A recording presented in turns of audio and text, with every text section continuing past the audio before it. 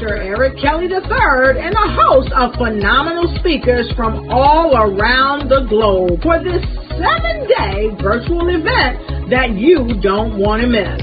The mission of the Black Business Expo is to raise scholarship money from kids all the way from high school all the way from college. The Black Business Olympics is one of the largest Black business showcases in the world. It is an opportunity for businesses and companies to showcase their businesses globally. We are going to be giving away laptops up to $5,000 away to students.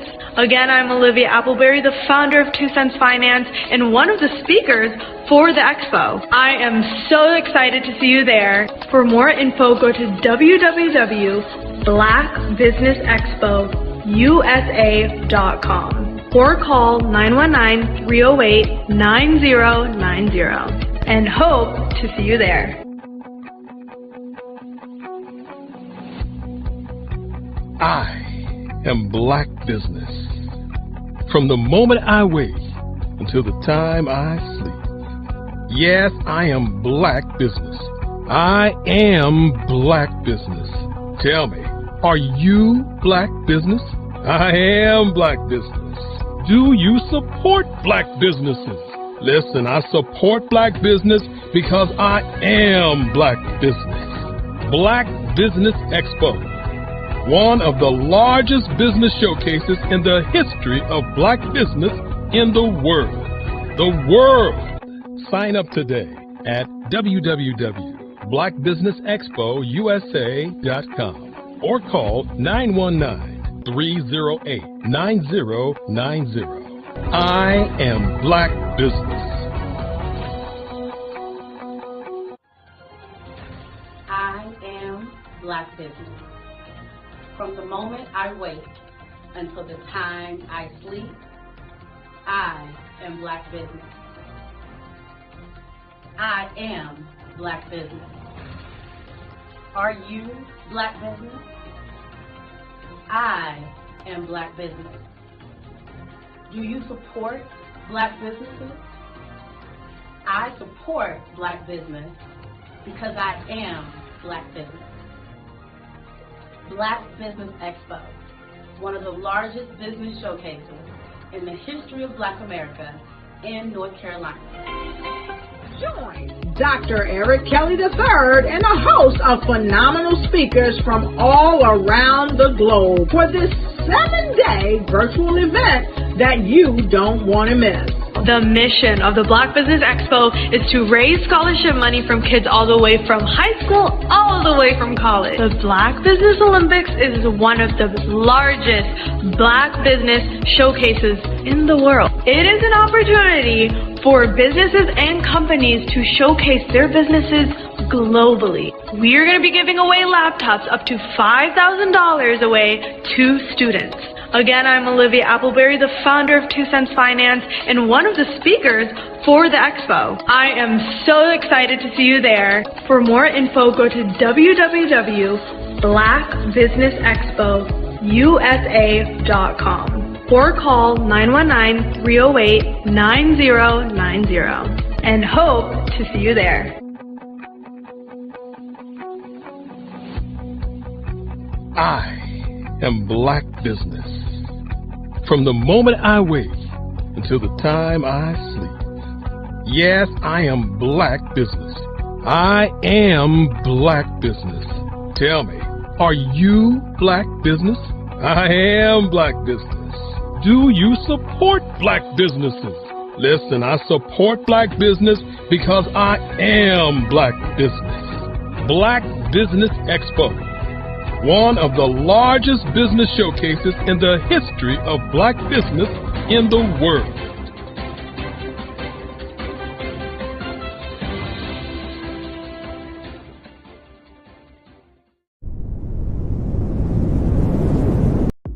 The Black Business Network and Black Business Olympics are essential platforms for Black business owners globally.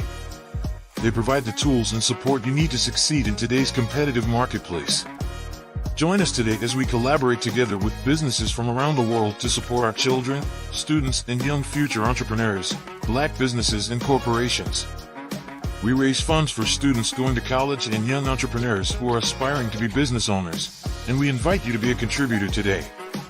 Visit the website www.blackbusinessexpousa.com to connect with and learn more about how the Black Business Network and Black Business Olympics can help you not only share your amazing business story to businesses, but also serve future generations. Hello, my name is David Jones, CEO and co-founder of the Hello LLC, where we help businesses build a culture, brand and experience, and leverage technology to pivot into Web3.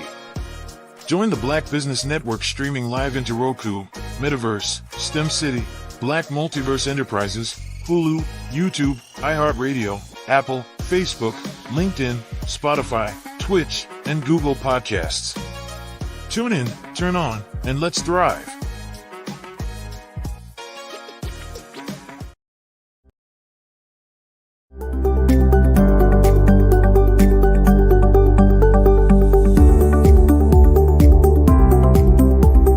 My name is Katie Bennett, and I own Lexicon Presents Publishing. We are a publishing and media company that helps you take your story and share it with the world.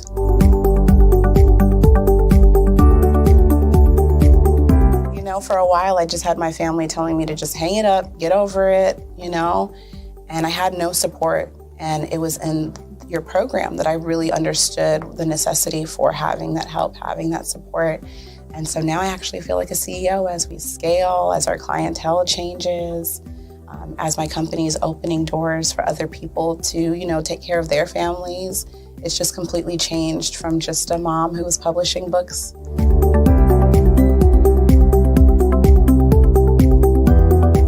I was at a point where my job, although it was paying really well, wasn't enough. And my business was always in the red, and I was tired of it. And so I came in just hoping to get some sort of help to just not end up in the red every month.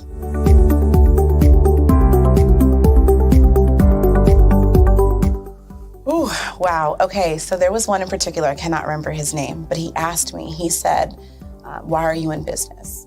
And I told him that I wanted to make a difference and I want to help my community. And he let me ramble on for a while.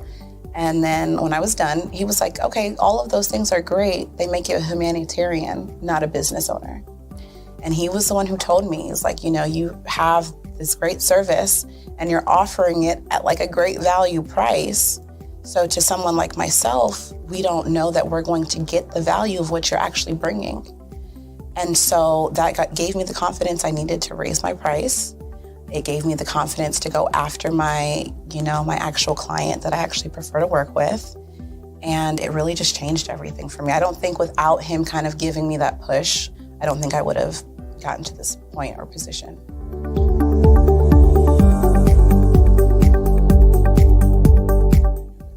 Wow, the benefits is just having a coach that holds you accountable. They set goals with you.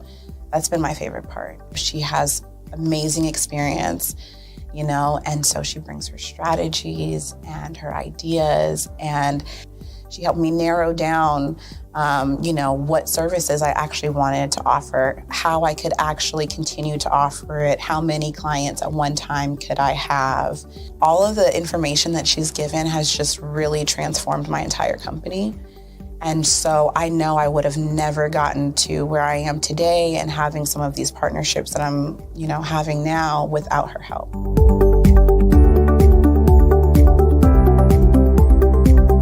You're going to get information that you're not going to find on YouTube. You actually take the time to strategically give us the information, then give us time to actually apply it. I would also say that so that you're not just out on a ledge alone trying to figure this out. Like, you deserve to be in a community with other people who also want to grow their business. And then finally, the biggest thing I think I took away from CMET was that I had a whole office in Longwood, I still do, and at the time I had not paid my business tax receipt. I didn't know that that was something you had to do. So that was like one of the first couple days of information, and I'm like, oh my gosh, let me go get that together right now. So I'm really glad that, CMET was there for myself, and anybody else who has the opportunity, they need to do it. Artist to me is a creative expression of something from nothing. It explodes onto the canvas, or it explodes on in my work. one of the things that I try to do more than anything is I try to just give the lines and the movements and emotions and expressions into what I do. Art really means to me a chance to express how I feel deep down inside. Most of my art begins as a thought that I might have, you know, whether it's sports, whether it's history, whether it's a woman or a man. It pretty much starts as an idea of thought before I get into the actual image of what I'm going to draw. I do a lot of historical pieces. I was a history minor in college, and I love to do history pieces. And a lot of times I'm thinking about history, and then I try to make that history impact you as you look at it. That's one of the reasons I do pictures so large. People ask me, why do I do pictures so big? And I tell them, I want the piece to impact them as they're looking at it. To kind of dominate them, dominate their space. And most of my pieces I try to do off page. I don't try to do anything that's going to be in those four corners or in a square. And I want your imagination to be a part of the piece that you're looking at.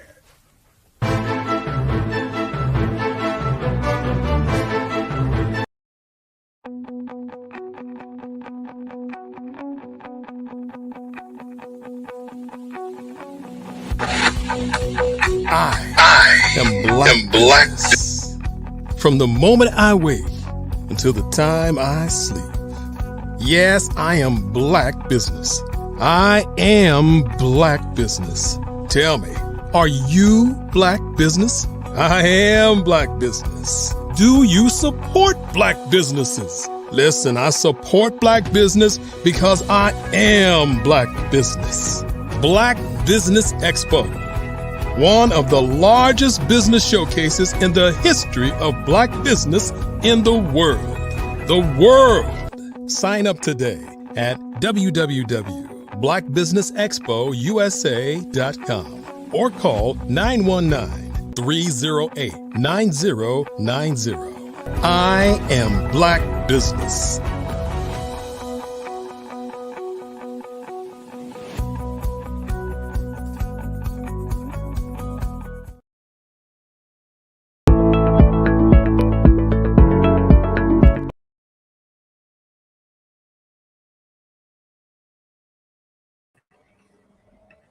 Good day, business owners, entrepreneurs, thought leaders, and corporations. Welcome to the Black Business Network.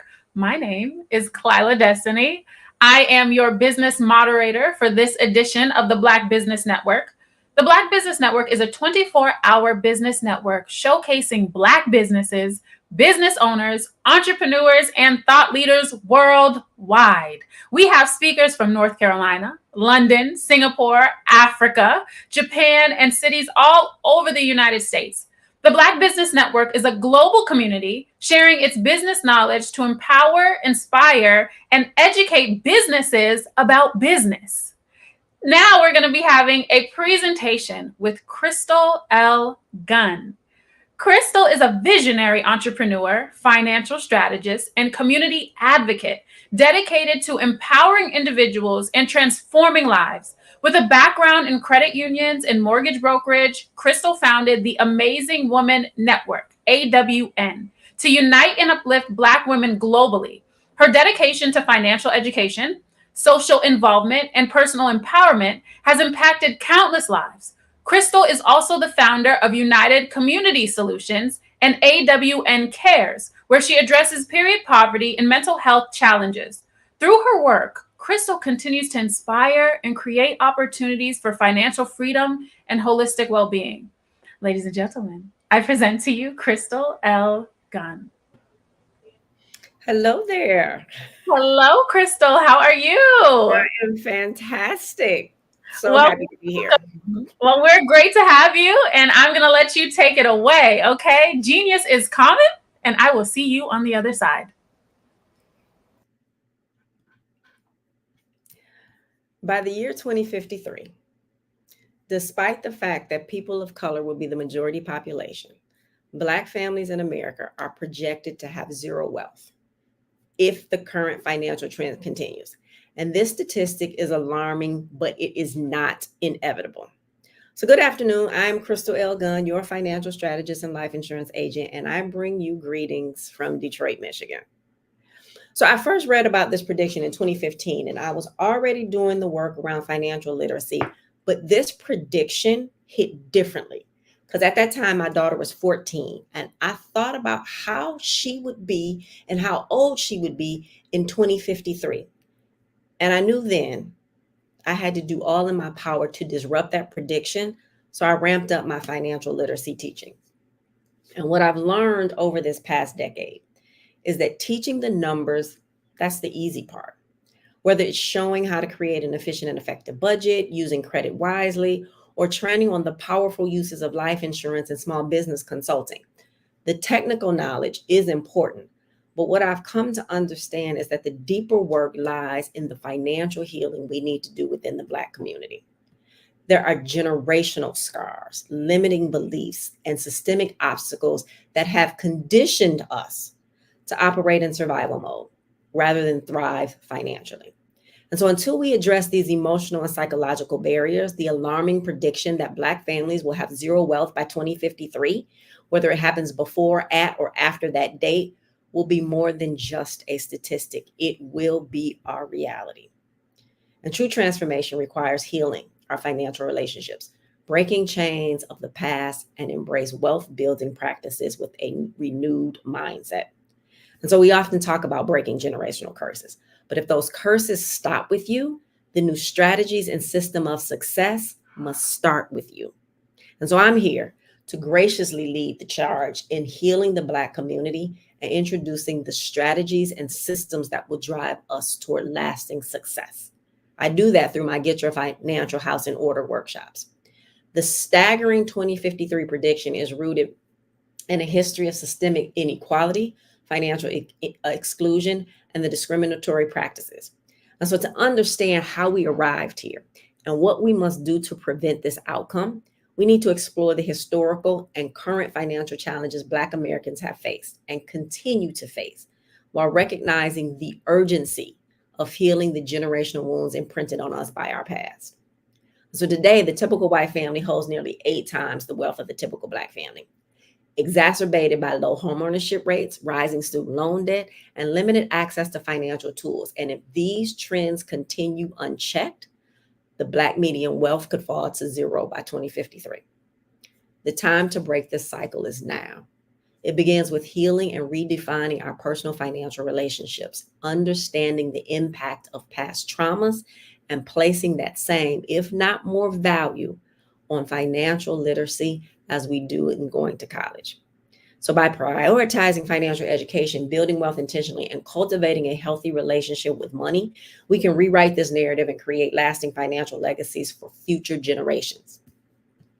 So now that we have explored some historical and present day factors contributing to the 2053 prediction, it's clear that we must take action to prevent this outcome, right? So the good news is that while the challenges are daunting, they are not insurmountable.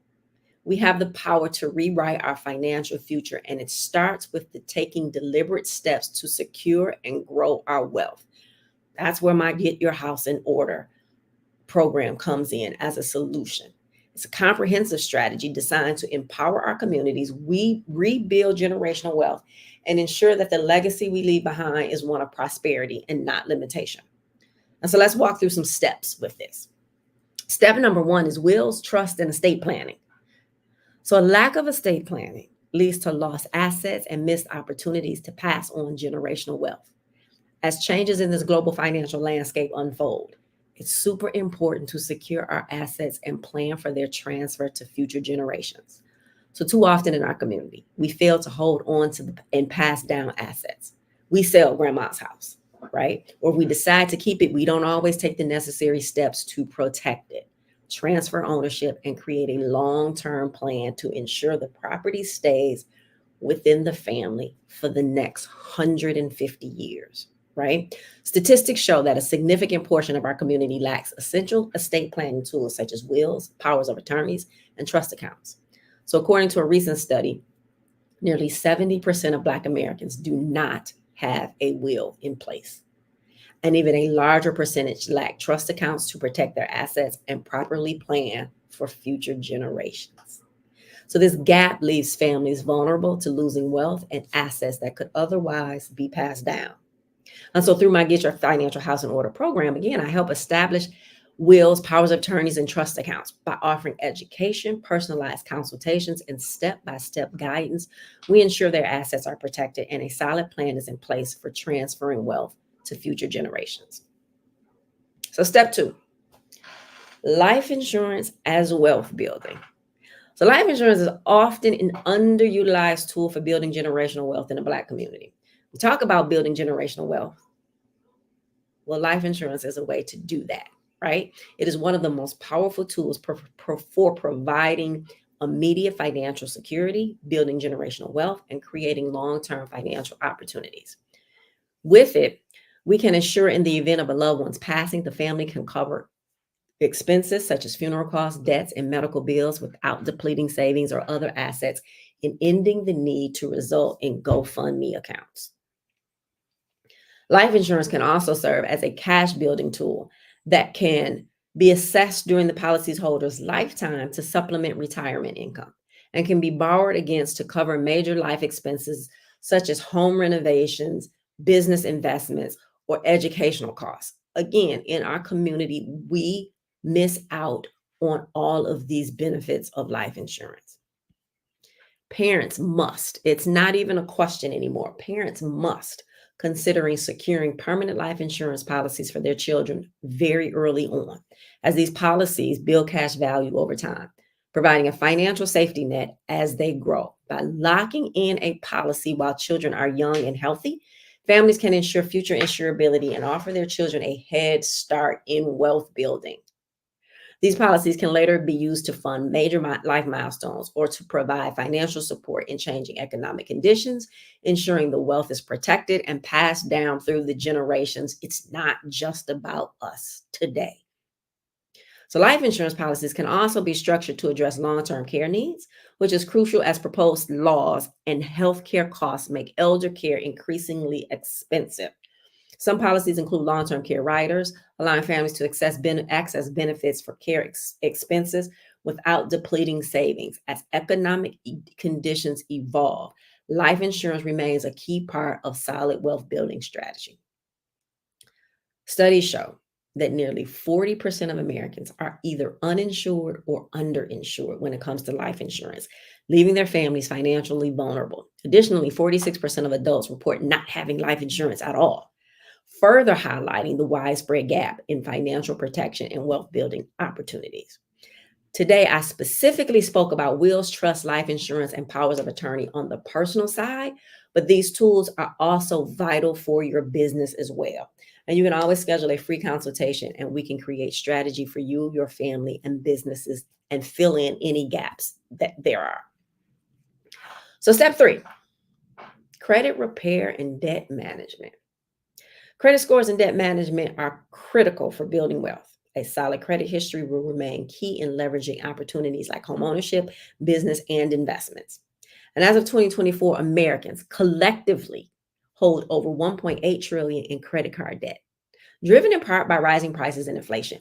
But with over 60% of people living paycheck to paycheck in America, understanding how to use credit efficiently and manage debt is more important than ever before. So many people struggle with how to effectively use credit and trying to figure it out as they go. I teach you how to use it, build it, and maintain strong credit. And I can also help you clean yours up if necessary. Don't wait until you urgently need good credit to start fixing it. It is a process. So begin working on it now, and then be sure to pass that knowledge down to your children. Some of us are passing down bad knowledge, right? Learn how to use it, build it, maintain it, and pass that information down to your children. Step 4. Step 4 is about home ownership and real estate. So home ownership is one of the primary ways to build wealth in the United States. And as the financial systems transform, owning property will continue to be a pillar of wealth building. So there's a series that I watch on Netflix, and one of the It was like a mini series. And one of the episodes, one of the sons was speaking with the attorney because he was contemplating selling their family castle. This house was huge and the land and everything on it. And the attorney asked the son, how long has this estate been in your family, in this family? And the son replied, 150 years. 150 years. That property had been in his family. So that's what we should be striving to do.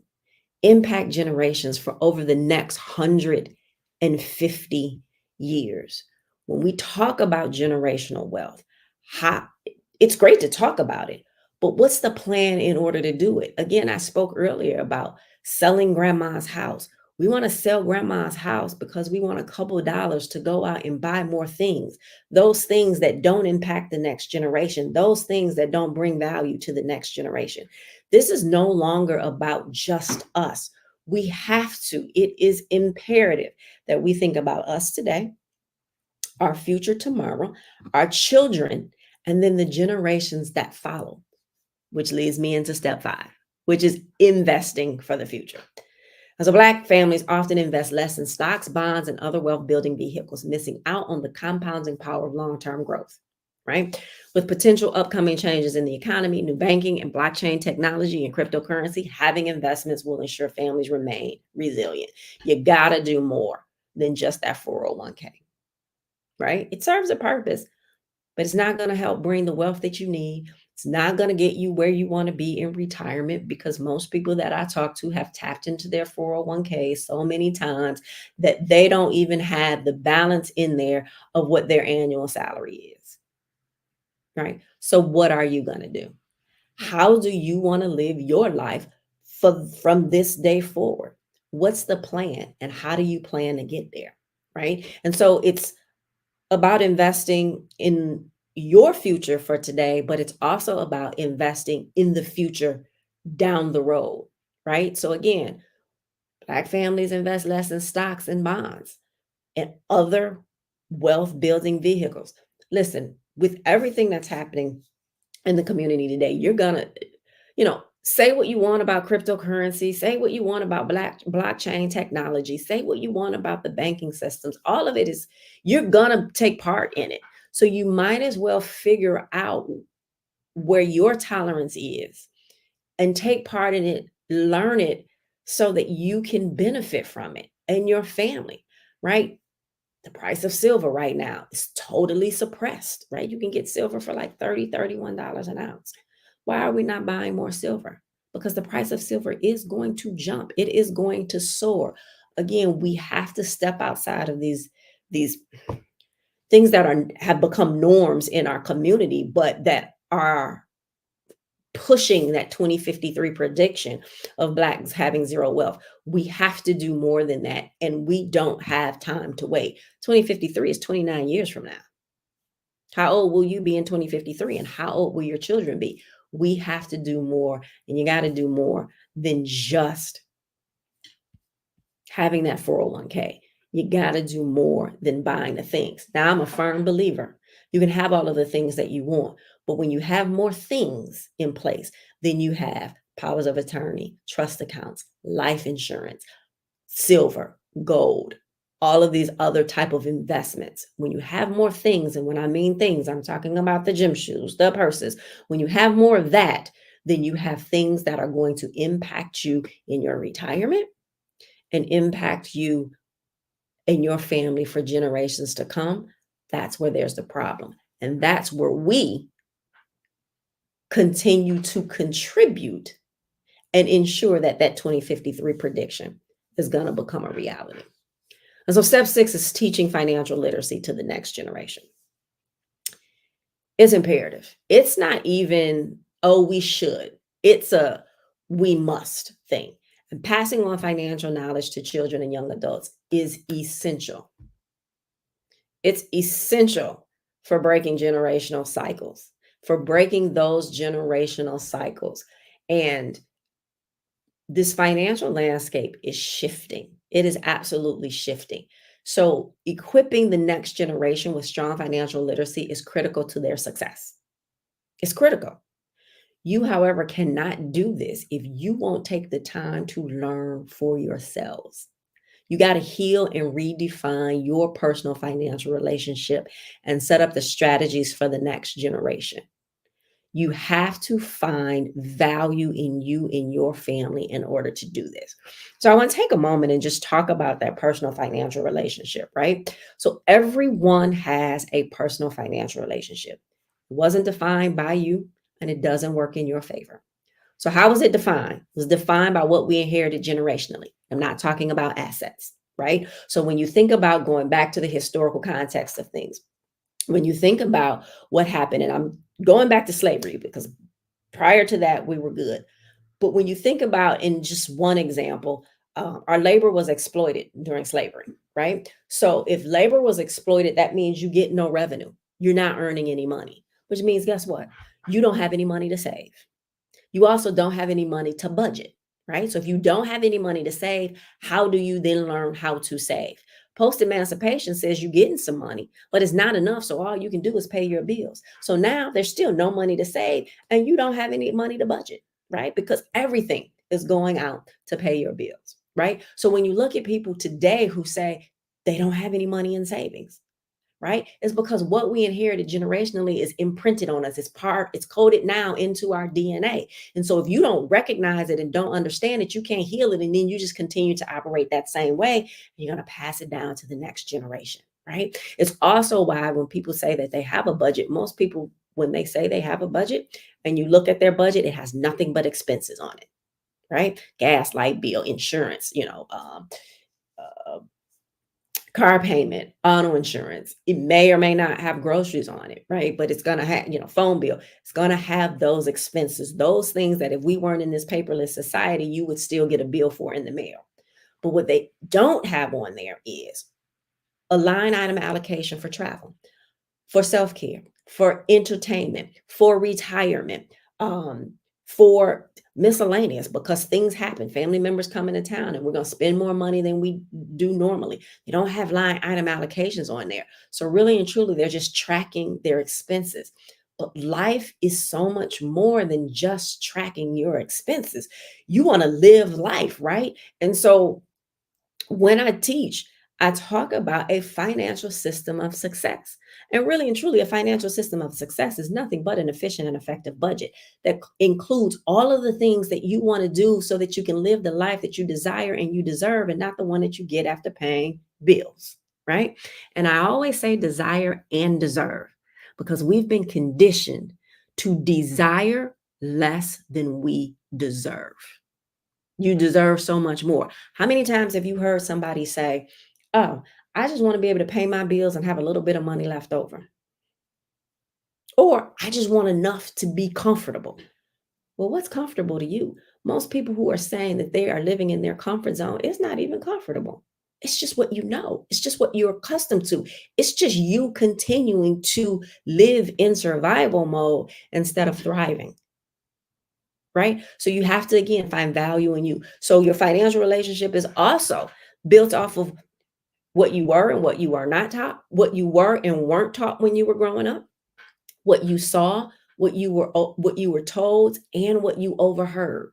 And then as you go through life, what kind of traumas happened to you that's now impacting you financially, right? Did you become this independent woman because life let you down and you couldn't count on people, so now you try to do everything yourself, right? What did you hear the grown-ups say about, the preachers and the drug dealers and all of this in the community, and now you formed your own sort of thought process around those?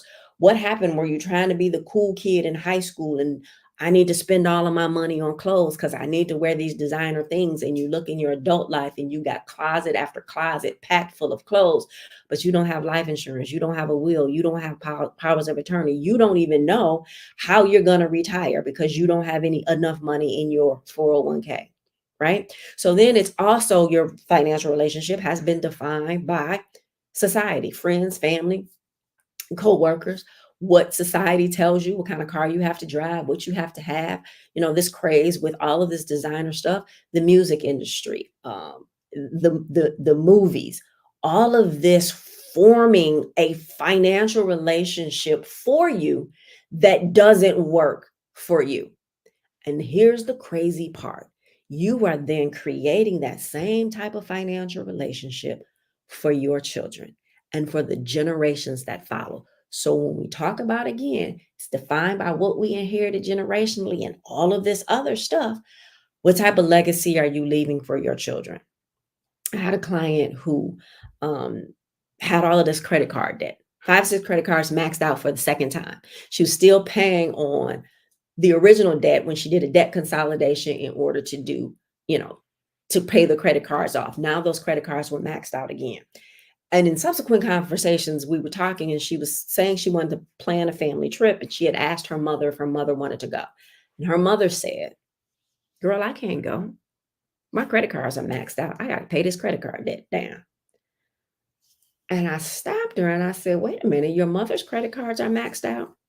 And she said, "Yeah, my mother's credit cards are always maxed out." She was like, "They've always been maxed out." She's always saying she can't do a thing because she got to pay down this credit card debt. And I told her, "Your credit cards are maxed out for the second time." And she looked and I told her, "You associate having credit cards with having credit card debt, with them being maxed out, because it's what you heard all of your life. Outside forces creating a financial relationship that doesn't work for you." And I said, and the crazy thing is, you're doing that same thing, and that's what you're teaching to your children, right? So we're gonna leave a financial legacy. It's really and truly up to you on what type of financial legacy you want to leave, right? So in conclusion, the 2053 prediction may sound alarming, and it is alarming, but it serves as a powerful reminder of what's at stake if we don't take action. We are at a pivotal moment, and where we have the opportunity to break the cycles of financial disparity and create lasting wealth for ourselves and future generations. The solutions are within our reach, right? They really are. And by focusing on estate planning, life insurance, credit repair, home ownership, and investing, we can ensure that the wealth we create is protected, passed down, and multiplied for generations, right?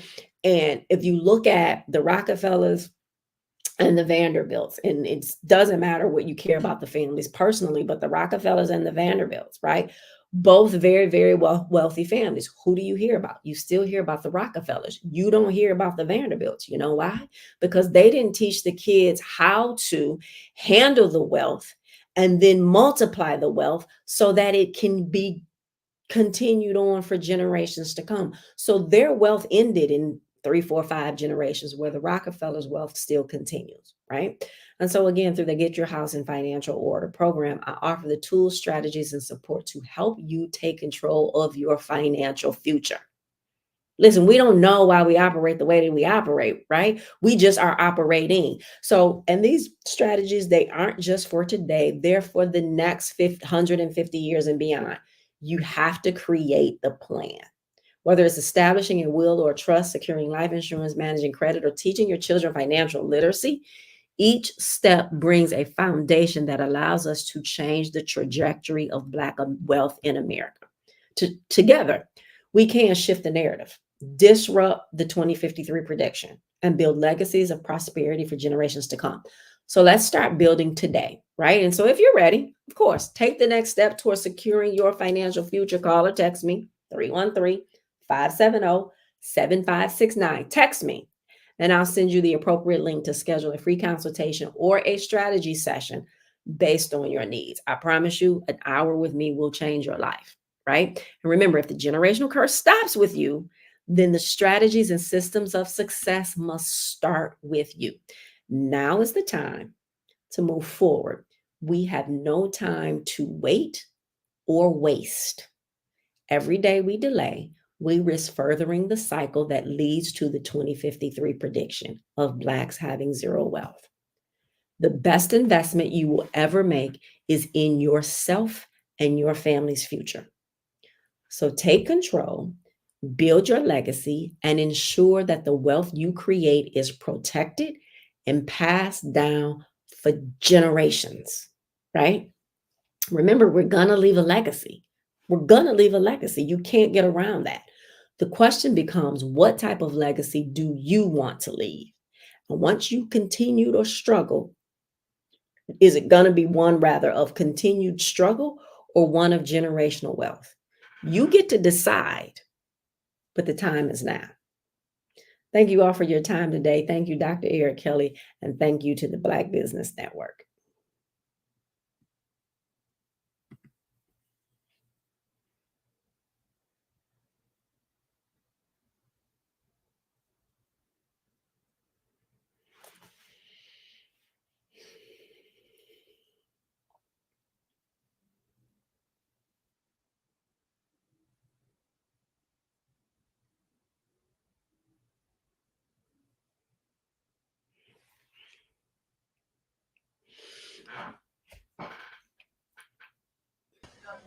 Hi, Crystal. Thank you so much. You are welcome. Listen, I was about to start talking some more. Listen, I'm about to ask you some questions so you can start talking some more. Okay. So first of all, I want to thank you for your expertise today. I want to ask you, because one thing I thought was really dope that you said if we're going to break the curses, then it's our responsibility to also create the systems. What exactly, I know you said we need to get an hour with you and we can sit down and we can figure it out and create some systems together. But if you could give one example, let's say you've done your due diligence, you've broken some curses, you've set yourself up for success. What is a system? What does that look like? What does a system look like? Right. So when you think about it, and here's just a simple example, right? When you think about these very wealthy families, they have systems in place that say every time a child is born, this is what we do. We may take $1 million and put it into a trust, an account so that it grows. And when they're 21, they can get that $1 million and do, and now it's $1 million plus because it's been growing for 21 years. Right. And so where we may not have $1 million to be able to sit and do that, we can do something, right? And so when we talk about building that system for future generations to follow, okay, every time a child is born from now until 200 generations from now, what are we going to do when that child is born? We're going to open up an account. We're going to get them a life insurance policy that builds wealth. What are the things that we're going to do? And then if we have all of those things in a book, guess what? We can then just hand that book down to the next generation. And then we're so creating like the blueprint book, like a blueprint for the family. Yeah. That's wonderful. Yeah. So that we're not just continuing to figure this thing out, right? I got a blueprint to follow. Yeah. That's beautiful. I don't think a lot of families even consider that, having like a family mission statement or a family blueprint or a family financial strategy, right? And what is it that why are you so passionate about this? So I don't know, probably almost over 10 years ago at this point. Like I was vice president of credit union, then had my own mortgage company with my husband at that time. We had this beautiful daughter. We divorced when she was 5. But after that, I had a couple businesses after that. And I wound up just going through my own financial storm. Right. Mm-hmm. And not understand. So I wasn't accustomed to losing. I wasn't accustomed to having whatever I didn't want to have. Never had those issues. But that storm came along with the depression, bankruptcy, and everything else. And I had to figure out, learn, research how to get out of that storm. Mm-hmm. And it was getting out of that storm, not knowing it when I was in the storm, but getting out of it and looking back and understanding that the storm was necessary because it drives my passion now. But that I had to go through the storm in order to know how to go back into the storm to help bring people out of the storm. And so when we're in a storm, be it a mist or a torrential downpour, when we're in the middle of it, we can't always see our way out of it. So part of my role is, how do I then help people out of that storm? And when we talk about that 2053 prediction of Blacks having zero wealth, well, we're in a storm. And so how do I then go back and help my community figure out, create the strategies, those systems of successes so that we can get out of the storm today and then never go back into that storm? And I love that. Never go back into that storm. Never go back in. Not with me, not with my kids, not with my grandkids, not with nobody. We don't want to get back inside the storm. Yeah. But it's also something that we have to put value in. One of the things that I learned is we don't value it. For whatever reason, again, all of those traumas and everything else, but we don't value, I had this woman, this is probably 7-8 years ago. I had this woman sit with me, and she had tons of debt. Just everything was wrong. She wanted to buy a house. She couldn't qualify just because of all of this. And she's working to pay these bills off, right? All these credit card debts. And I don't know, somehow or another, we got on the topic of a dress that she had on. And somewhere in there, we had talked about where she lived. There was a woman who owned a boutique that, she literally could walk to. It was a Black lady who owned this boutique. And I remember this woman saying to me that she did not buy the dress from that Black woman. And I said, well, why wouldn't you buy the dress from her? And she says, well, I don't want to make her rich. Now, first of all, that dress is not going to make her rich, right? Okay. But it spoke to the mentality that we have, that trauma that we carry, those generational curses, because to me, that's a generational curse. And where's the value in you? Because if you walk by that Black shop who has that dress for sale and you go buy it from someone that doesn't look like you, there's a lot of self-hate and trauma in there that you have to heal, because you would rather someone that doesn't look like you make the money as opposed to someone that looks like you. So the numbers are easy. It's that healing that we have to do, because if we don't do that, we're doomed. We're doomed. We're just doomed if we don't. Well, we appreciate all the work that you are doing. I might have to book a one-on-one, baby. We gonna sit down and you can get me together, okay? Let everybody know where they can find you one more time. So again, you can go to crystalgunn.com. You can find me on all of the social media channels. I do from Monday through Thursday at noon Eastern Standard Time. I do something called Office Hours on YouTube. You can go to YouTube and just search for Crystal Gunn and look for Office Hours. I do all type of financial training on there. And again, text me if you want a link to schedule a session with me. Text me and tell me what kind. 313-570-7569. Thank you so much, Crystal. Thank you. Genius is coming, and I will see you on the other side. The Black Business Expo's mission is to raise funds for high school seniors going to college or K-12 entrepreneurs. This expo is a fundraiser for students. You can go to www.blackbusinessexpousa.com to donate to the scholarship fund, or use the Cash App that's on the screen below. And it's hashtag or cash tag BBXUSA. Our goal is to give laptops and up to $5,000 to 10 students. Students can register online at www.blackbusinessexpousa.com. Every dollar counts, guys. So we want to remind you to donate to the scholarship fund.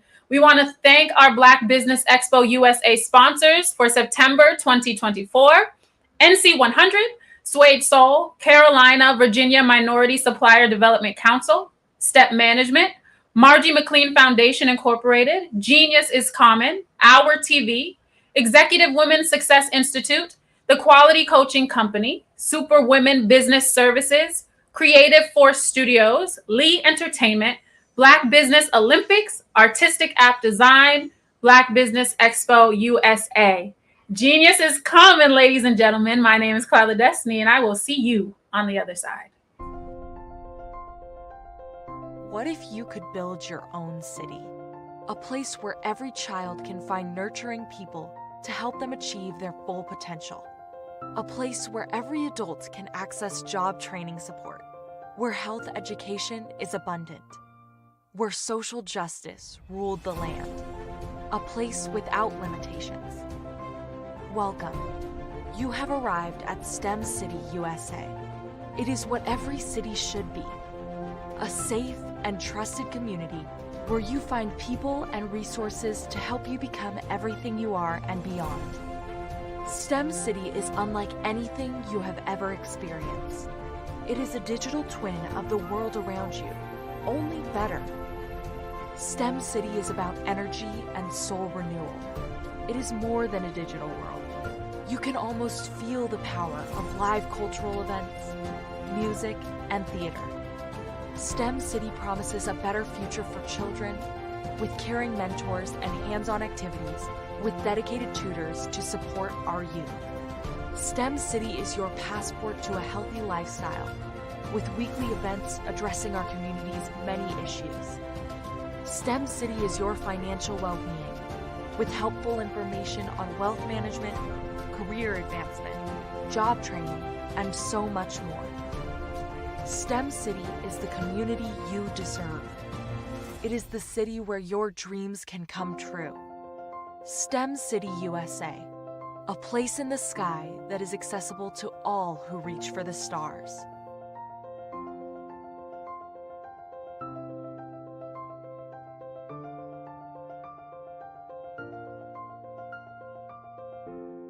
Artist to me is a creative expression of something from nothing. You know, it explodes onto the canvas, or it explodes on in my work. One of the things that I try to do more than anything is I try to just give the lines and the movements and emotions and expressions into what I do. Art really means to me a chance to express how I feel deep down inside.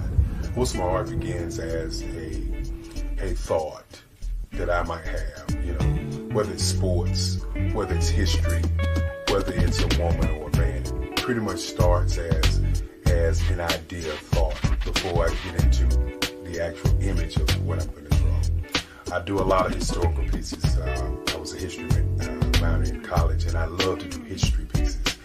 And a lot of times I'm thinking about history, and then I try to make that history impact you as you look at it. That's one of the reasons I do pictures so large. People ask me, why do I do the pictures so big? And I tell them, I want the piece to impact them as they're looking at it, to kind of dominate them, dominate their space. And most of my pieces I try to do off page. I don't try to do anything that's going to be in those four corners, or in a square. And I want your imagination to be a part of the piece that you're looking at.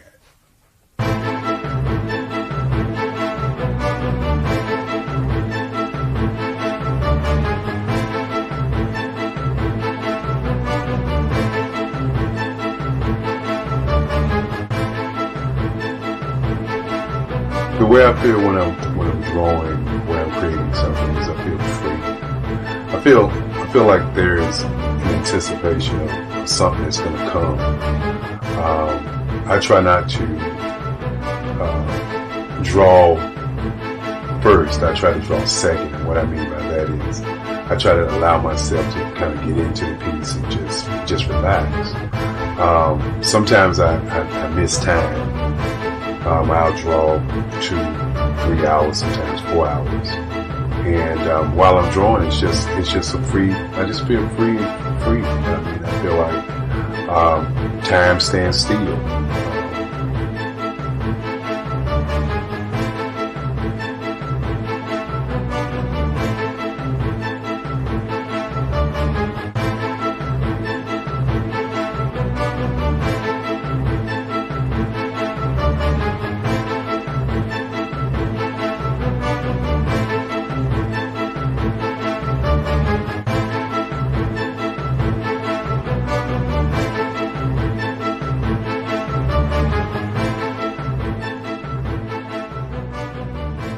That's what it's all about in terms of the lines and the colors of my work, is to get an expression, to go deeper and past just what you see on the surface, but to go in and try to find an expression that everybody gets a different taste of what that expression is, whether it's anger or whether it's being happy or whether it's being, kind of calm or nonchalant.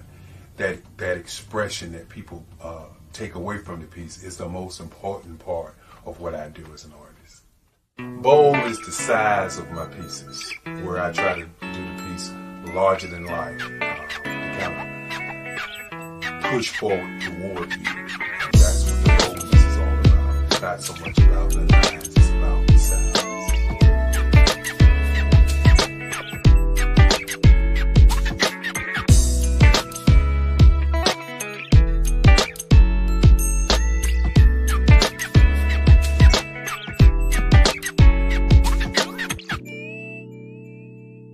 The Face of Change art show is inspired by my mother, but more importantly, it's a historical moment in time as the pieces depict different emotions and expressions of Barack Obama. The 44th president is indicative of the 44 pieces of art that I have done in this particular collection. When you begin to think about expressions and portraits, this is a portrait gallery of expressions of what transpired as Barack Obama ran for office. Some of the pictures are abstract and some are expressionistic. And I combined both of those forms of art to create this collection of art pieces.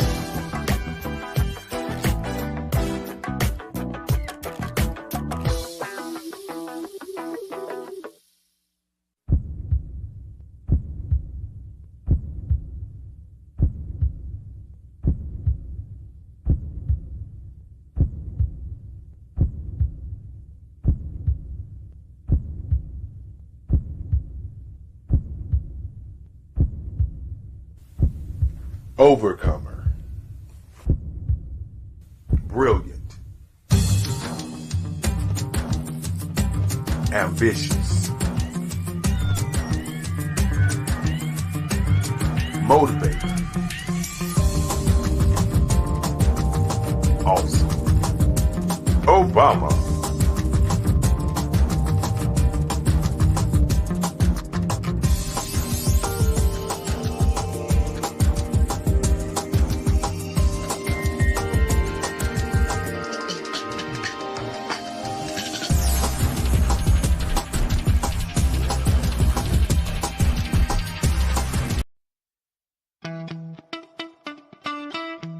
How many times have you been asked to help someone you didn't even know, a student, a business entrepreneur, or did you ever even ask, where did they end up?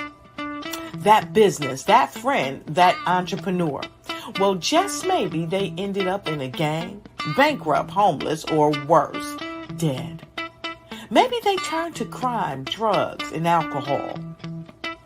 Did you ever wonder? Did you destroy their dream, or was your life always so easy? At the Black Business Olympics, we started a movement to help students complete. Give them hope and foster success.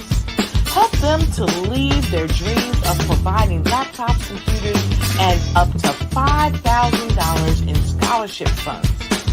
Today, we ask you to help a student, a business owner, or an entrepreneur to realize their dream by sponsoring them, supporting them, and buying from them. Consider this. With $1.6 trillion in our Black community, we only ask for a small donation for our students, our businesses, and our entrepreneurs.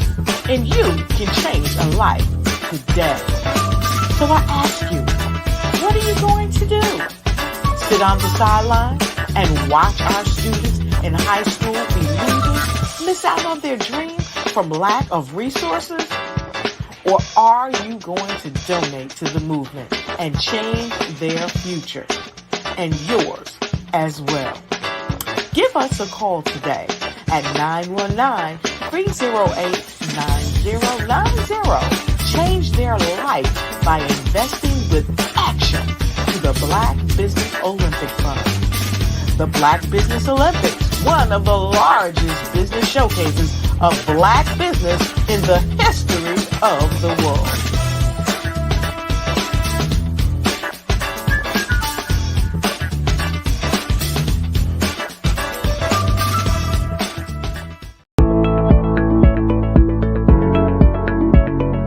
Prepare for what's coming and dominate in economic winter. Stand strong and thrive by showcasing your great products and services globally through the Black Business Network and Black Business Olympics.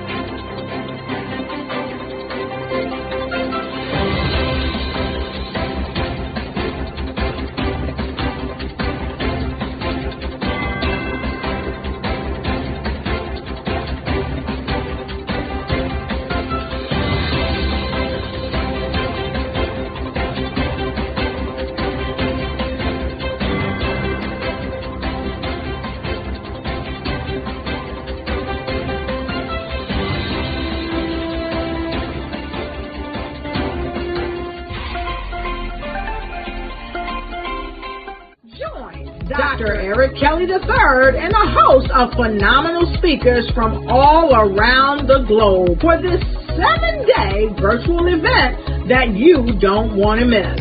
The mission of the Black Business Expo is to raise scholarship money from kids all the way from high school all the way from college. The Black Business Olympics is one of the largest Black business showcases in the world. It is an opportunity for businesses and companies to showcase their businesses globally. We are going to be giving away laptops up to $5,000 away to students. Again, I'm Olivia Appleberry, the founder of 2 Cents Finance and one of the speakers for the expo. I am so excited to see you there. For more info, go to www.blackbusinessexpousa.com or call 919-308-9090 and hope to see you there. I am Black business. From the moment I wake until the time I sleep. Yes, I am Black business. I am Black business. Tell me, are you Black business? I am Black business. Do you support Black businesses? Listen, I support Black business because I am Black business.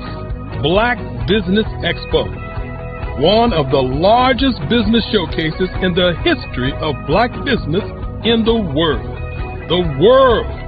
Sign up today at www.blackbusinessexpousa.com or call 919-308-9090. I am Black business. I am Black business. From the moment I wake until the time I sleep, I am Black business. Bravery is not the absence of fear, but the ability to overcome it. We stand for those who defy suppression, who speak out, and those who walk the road less traveled. Everyone deserves to be seen and their voices be heard. We're sparking a movement, growing a community of creators united by the desire for freedom, choice, equity, and ownership. At Fanbase, it's all for one and one for all.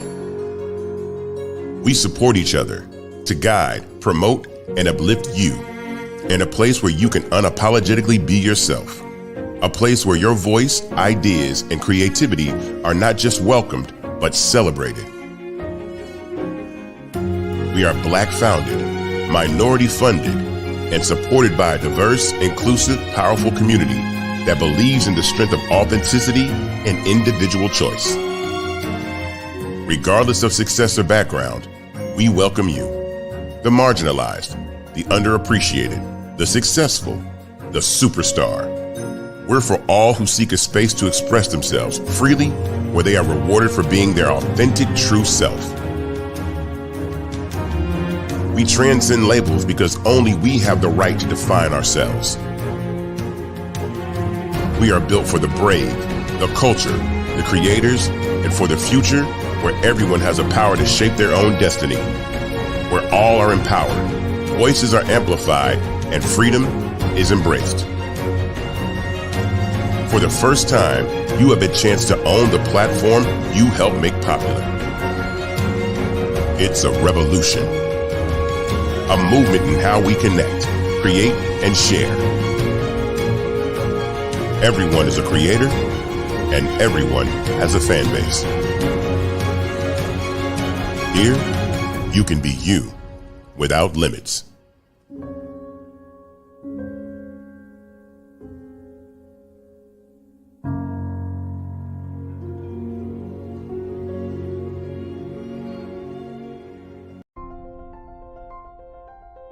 What if you could build your own city? A place where every child can find nurturing people to help them achieve their full potential. A place where every adult can access job training support. Where health education is abundant. Where social justice ruled the land. A place without limitations. Welcome. You have arrived at STEM City USA, It is what every city should be. A safe and trusted community where you find people and resources to help you become everything you are and beyond. STEM City is unlike anything you have ever experienced. It is a digital twin of the world around you, only better. STEM City is about energy and soul renewal. It is more than a digital world. You can almost feel the power of live cultural events, music, and theater. STEM City promises a better future for children with caring mentors and hands-on activities with dedicated tutors to support our youth. STEM City is your passport to a healthy lifestyle with weekly events addressing our community's many issues. STEM City is your financial well-being with helpful information on wealth management, career advancement, job training, and so much more. STEM City is the community you deserve. It is the city where your dreams can come true. STEM City USA, a place in the sky that is accessible to all who reach for the stars.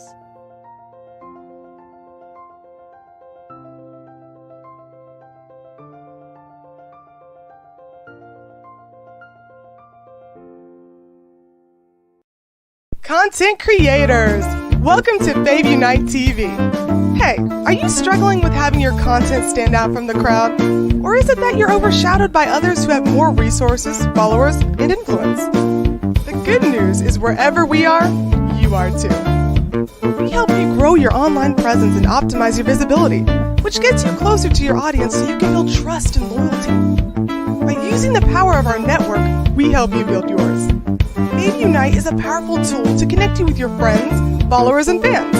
And when fans rule, everyone wins. Join us. Fave stands for fans, artists, and venues. Submit your content today.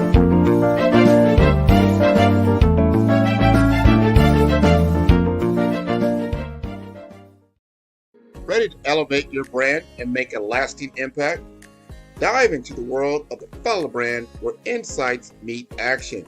Shop now at our e-commerce store for exclusive merchandise that speaks to you. Transform, engage, and soar with 5-Star BDM.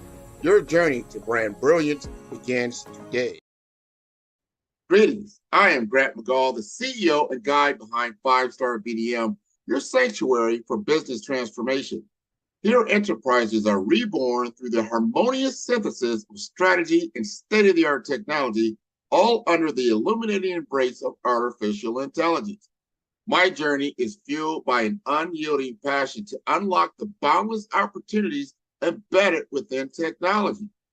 Here at 5-Star BDM, we intertwine with the quintessential values of our clients, meticulously crafting roadmaps that resonate with precision, adaptability, and harmony. We relish addressing challenges, transforming them into stepping stones and guiding organizations to ascend to new peaks by leveraging avant-garde solutions. Our Follow the Brand podcast series is a convergence of pioneering thoughts and groundbreaking ideas, where industry luminaries and revered guests unravel the multifaceted tapestry of technology and innovation. Diving deep into the core of operational essence, we at 5-Star BDM orchestrate swift and transformative changes, refine processes, and amplify customer experiences, all through the eloquence of AI and digital mastery. In synergy with our value partners, we marry technology, tenacity, and creative intuition with ensuring every encounter within your digital sphere is not just functional, but a harmonious symphony of delight and substantial impact.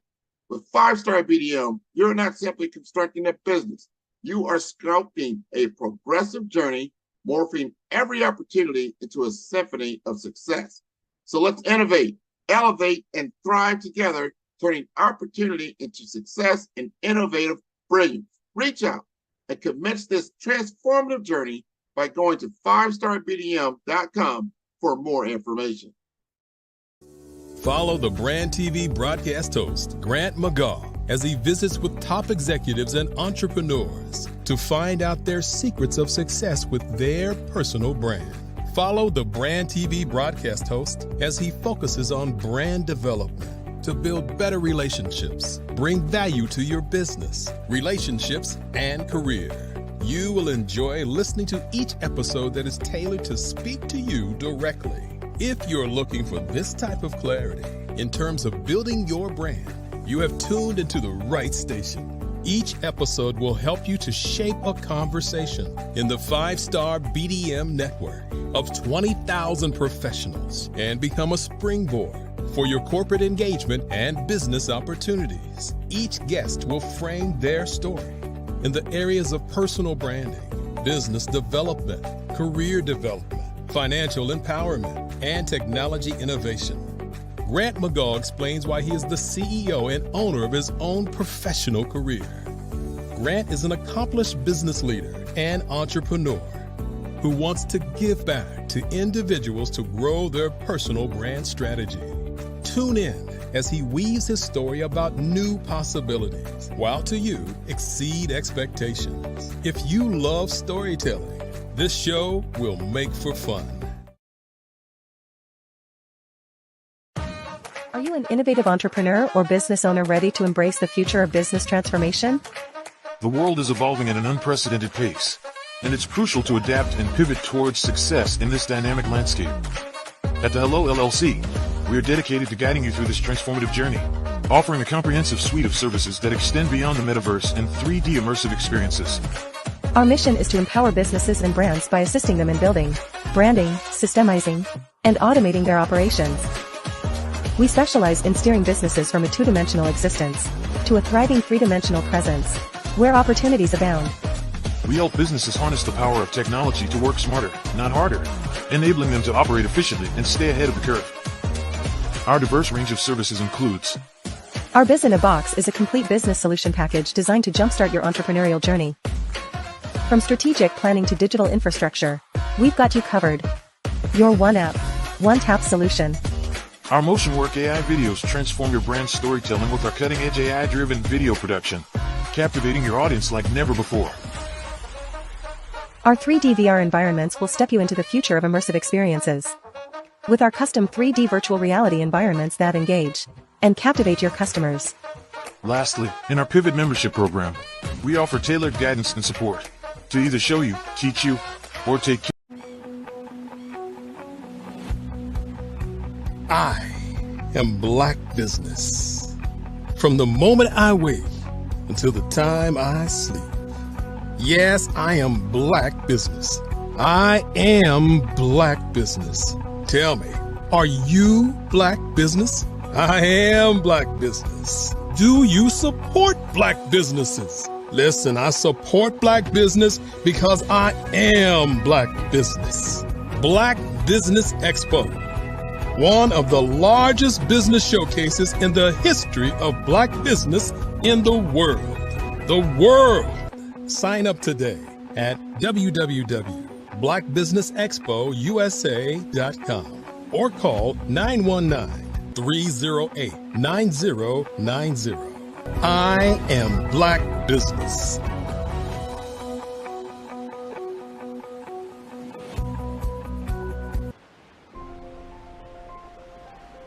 What if you could build your own city? A place where every child can find nurturing people to help them achieve their full potential. A place where every adult can access job training support, where health education is abundant, where social justice ruled the land. A place without limitations. Welcome. You have arrived at STEM City, USA. It is what every city should be. A safe and trusted community where you find people and resources to help you become everything you are and beyond. STEM City is unlike anything you have ever experienced. It is a digital twin of the world around you, only better. STEM City is about energy and soul renewal. It is more than a digital world. You can almost feel the power of live cultural events, music, and theater. STEM City promises a better future for children with caring mentors and hands-on activities with dedicated tutors to support our youth. STEM City is your passport to a healthy lifestyle, with weekly events addressing our community's many issues. STEM City is your financial well-being, with helpful information on wealth management, career advancement, job training, and so much more. STEM City is the community you deserve. It is the city where your dreams can come true. STEM City USA, a place in the sky that is accessible to all who reach for.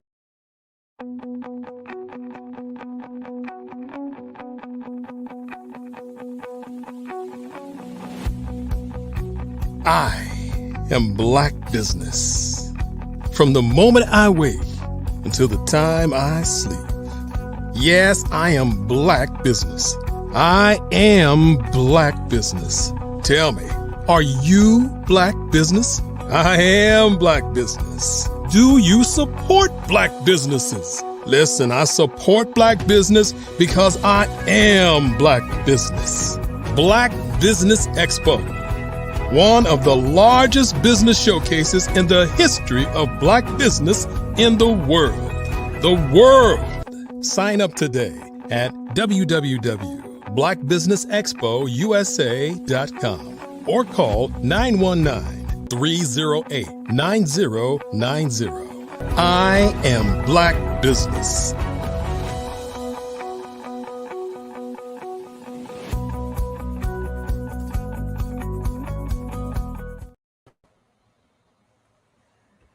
Good day, business owners, entrepreneurs, thought leaders, and corporations. Welcome to the Black Business Network. My name is Kyla Destiny. I am your business moderator for this edition of the Black Business Network. The Black Business Network is a 24-hour business network showcasing Black businesses, business owners, entrepreneurs, and thought leaders worldwide. We have speakers from North Carolina, London, Singapore, Africa, Japan, and cities all over the United States. The Black Business Network is a global community sharing its business knowledge to empower, inspire, and educate businesses about business. Up next, we have a presentation by Sydney Wormsby. Sydney Wormsby is an accomplished business executive with a proven track record of developing and executing strategic solutions across various industries. He specializes in business startups, turnarounds, transformations, and the application of Six Sigma and total quality management techniques. Sydney has held leadership roles at Fortune 100 companies such as JP Morgan & Chase, Pepsi, Co., Citigroup, and Eastman Kodak. With expertise in business strategy, organizational development, and operations management, he provides high-impact solutions. In addition to running his own organizations, Sydney is a marketing and business professor and an experienced speaker on these topics. Ladies and gentlemen, I present to you Sydney Wormsby. Hello. Hello. How are you? Good. Glad to meet you. Glad to be here. Well, it's a pleasure to have you. So I'm going to get out of your way and let you get right into it. Genius is common, and I will see you on the other side. Good afternoon, everyone. And first, I want to say thank you for being generous with your time today and stepping in and listening to what I have to say. I will make this impactful, hopefully as interesting as possible. Sometimes when you're giving information without an audience directly in front of you, it's difficult to gauge, what's connecting, what's resonating, and what's not. So I will try to make sure we keep it fast paced to get as much information in as possible and to move forward so that you get a lot out of this. First, as Kyla said, my name is Sydney Wormsby. I call myself a business growth Imagineer. And Imagineer because what I do is to create and build the businesses that have the reliable growth engines to allow you as a business owner to create the ultimate revenue goals, profit goals that you imagine when you started your business. So I use all of my experiences from the past to bring to fruition for my clients, as was stated in the introduction. I have a corporate executive background. I have an entrepreneurial background. I've been a professor adjunct professor while I was doing some of those other things. But I'm also a trainer of youth athletes, and I'm an author and a speaker. And so, each of those has given me different experiences that I try to bring into play when I'm working with my clients, but also in just my general conversation and my general work, both in a professional and in a volunteer, basis. So look to do that with you today. So one of the things that all those experiences have given me is an understanding of the business of business. And so although I may not be 20 years experience in your specific industry, you're the expert on that business, but I'm the expert on the business of business. And so that's what I bring to my clients. One of the things I want to do today is really, I'm always about tangible things that people can use right away so that they can put it in place and have an impact. And so I'm going to do a talk today about how to get more and how to keep it. So what are some simple strategies that you can put in place? And when I say simple strategies, I mean the things that don't cost you any money. And that's what I work with my clients with all the time. I'm not interested in them having to spend money to make more money. I'm looking to give them ideas, strategies, techniques of things that they can do that are really just, process-based or behavior-based that cost them no money and are therefore quick to implement and quick to have impact. And so I'm going to look at giving you some of those things today. We won't be able to do all of it in a 45 minute kind of time frame, but I'm trying to give as much insight as possible and some very tangible things that you can take away from this and put it into place. So one of the things I want to do today is kind of define what the basic business model is so that you can understand from your own experience, are you following that basic model and how are you working with that model? I'm going to try and give you some things that are going to help you increase your leads significantly. So attract more business to your business that are going to, help you convert more of those leads to actual sales, getting strangers to have paying you money.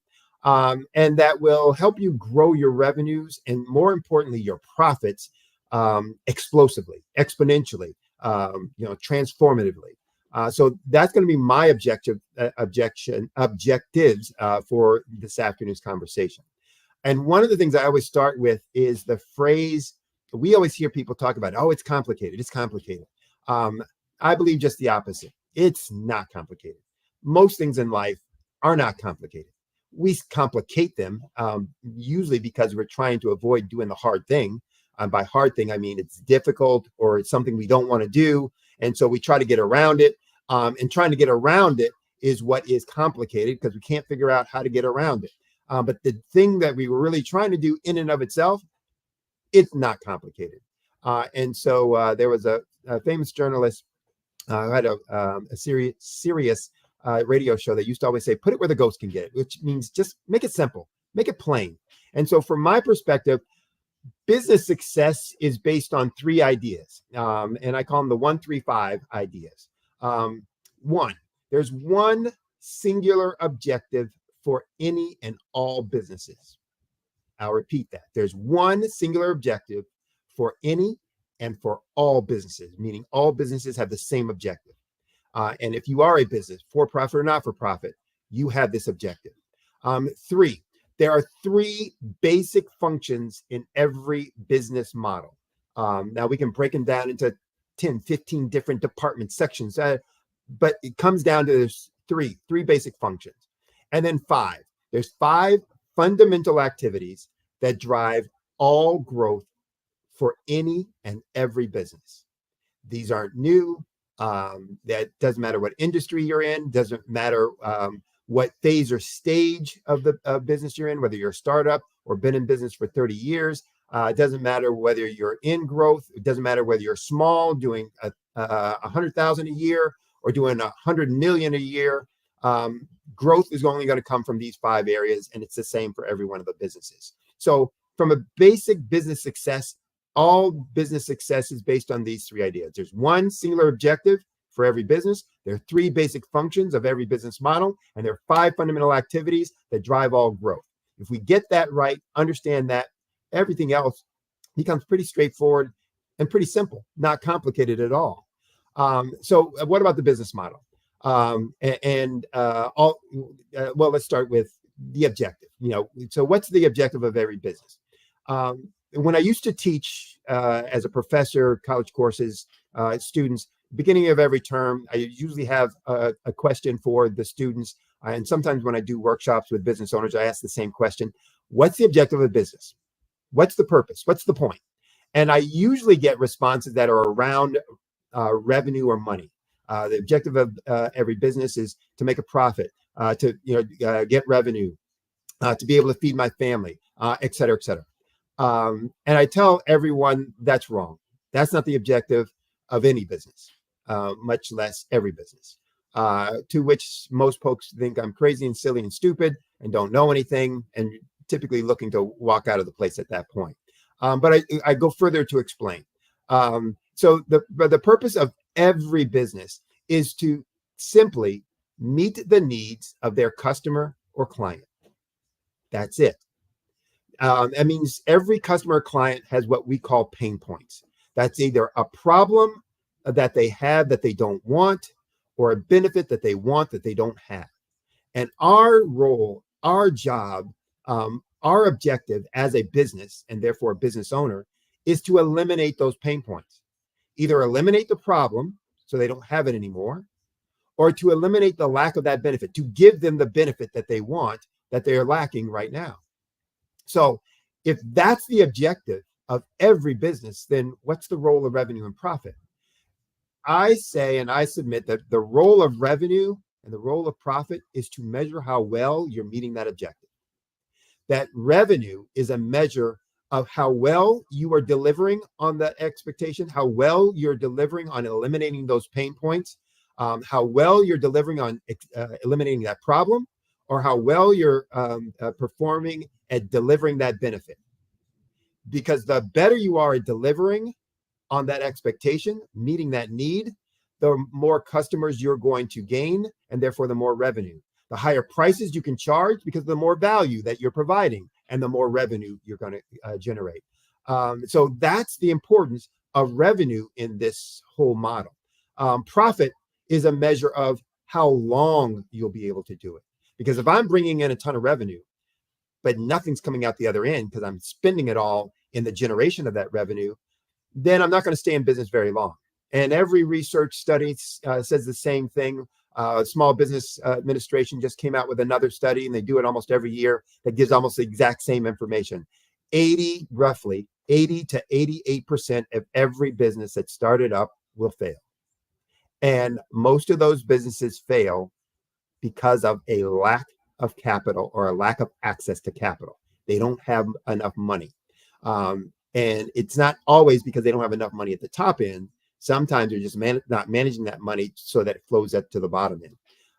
And so profit is going to determine how long we can do it and for how many more people can we do it. So the more profit that we have, the longer we can stay in business, and the more customers that we will be able to serve, the longer we'll be able to serve customers to deliver those, to eliminate those pain points, to deliver the solutions that they want. The more profits that we have, the more of those customers that we can serve, because we can grow, we can invest those profits in more systems and more processes, et cetera. So revenue and profit aren't the objective of the business itself. It's simply a measure of how well we're doing that business and for how long we can do that business. But if we stay focused on the fact that the objective of the business is to eliminate the pain point, then it keeps our focus on the customer, the client, and what their real pain points are that we are going to eliminate. Is it a problem they want to get rid of, or a benefit that they want that they don't have?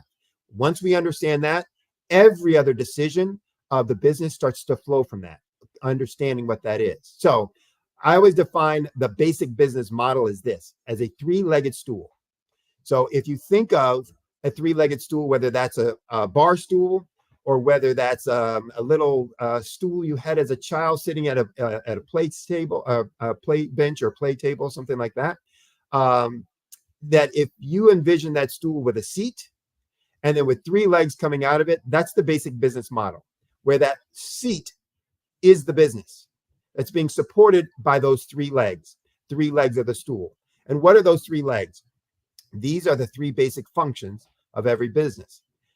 And I put it this way: find them, catch them, serve them.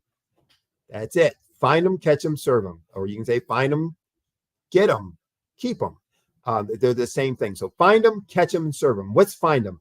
Find them is all those activities, all of those processes, all of those systems that help us identify our target market and to bring them in connection with us, to attract them to either inquire about us, seek us out, or to be responsive to the communication that we're sending out to them.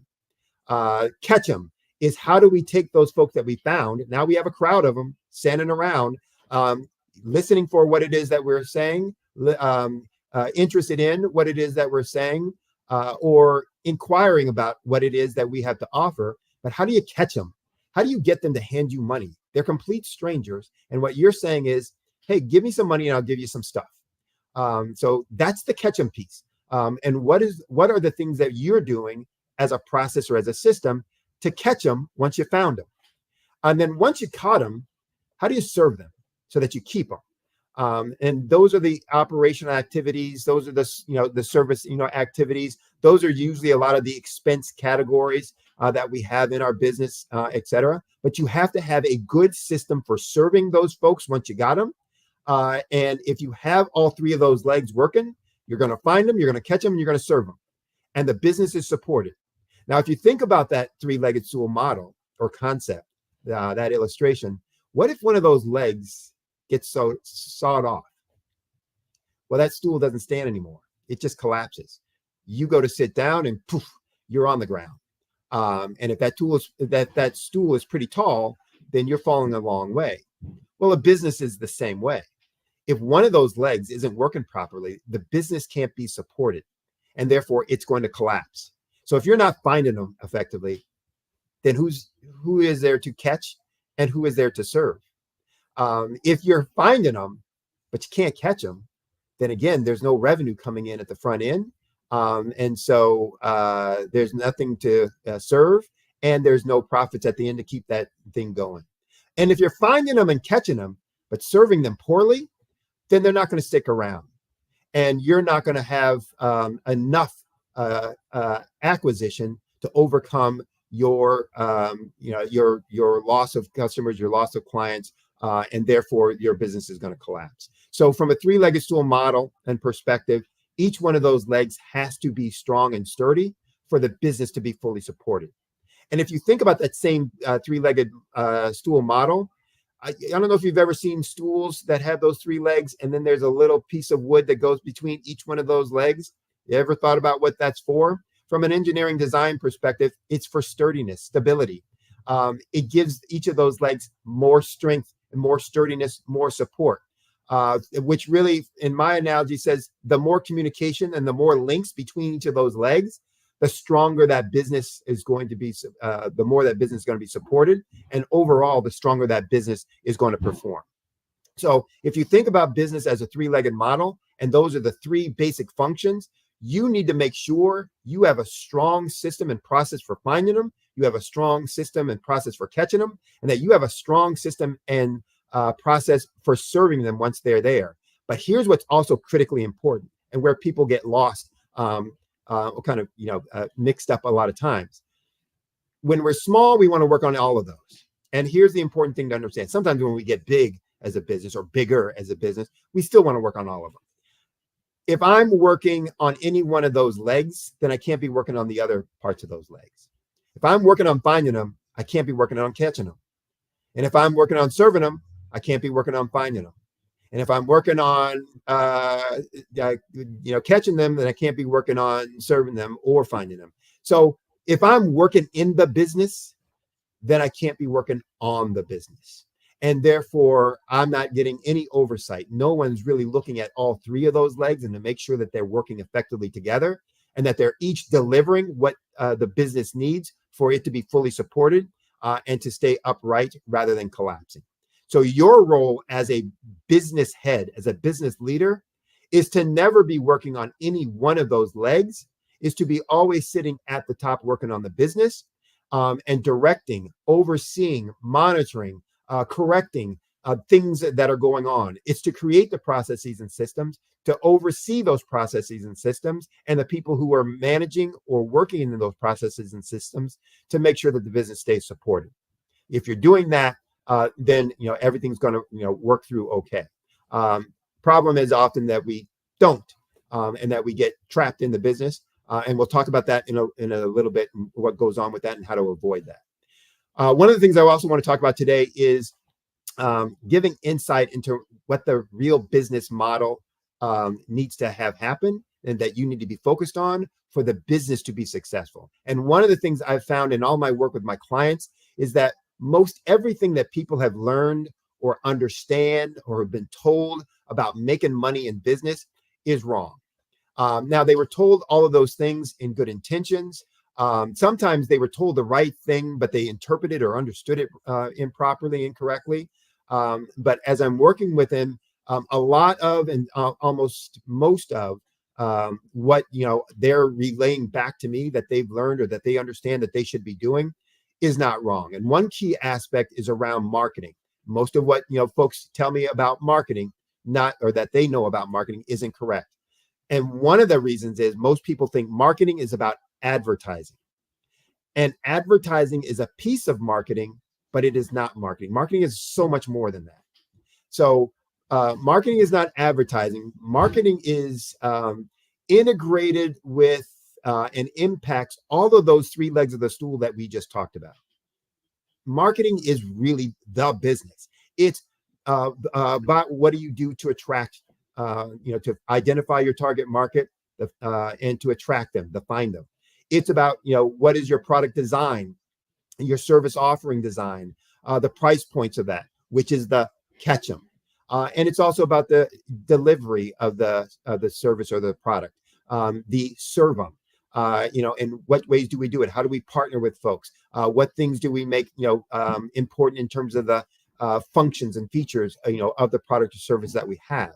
So marketing is involved in all of those things, which is why it's so important to understand who our target market is and what our target market really wants, so that we can make sure that we're making the right decisions in all of our marketing aspects to deliver exactly what it is that they want, our target market wants, so that we're meeting the objectives of our customer or client. Because remember, that's the one objective we have as a business.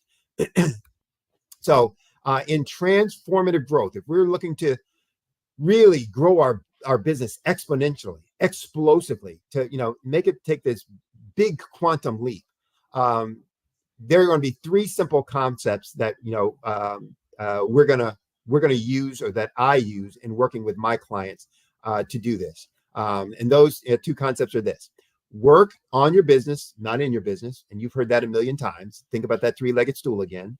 And small changes to big things. And I'm going to explain that one a little bit more. But first, about the working on your business, not in your business. So I alluded to that earlier, that if you are working on any one of those legs, then you can't work on the whole business. You can't oversee what's going on. And it's going to be important for you as the business leader and business owner. If you want to make transformative growth, if you want your business to really explode, you have to make sure that you're overseeing all aspects of it and not getting mired down. And I want to make sure I'm clear on this. That doesn't mean that you don't do any work, that you're not willing to get your hands dirty or any of those other kinds of things. But it says if that's what you're spending your day on, then who is navigating the ship? Who is identifying the strategies that really need to be done to move the business forward, to take on those opportunities that are going to present itself tomorrow? Who's looking at the potential problems, for next week or next month or next year? If no one's looking at that, then you're going to be in trouble when you get to that point. Who's making sure that, there's collaboration between each of those legs of that stool? That's supposed to be you as the business leader. So you can't get dragged down into any one of those legs. So that's what I mean about working in your business versus working on your business. You want to stay working on your business. What about the small change to big things? Well, it's important that first and foremost, we understand what the big things are. There's a process. My undergrad was in engineering, then I went off and got an MBA. In engineering, there's a concept when you're doing research around experimental design. And the whole idea behind experimental design is, how do you reduce the cost of research to understand, but still determine the specific key variables that have a strong correlation for success for whatever it is that you're trying to accomplish. And so there's a way of designing your experiments to get all the information that you need to understand how important each one of these factors is to the objective that you're setting out.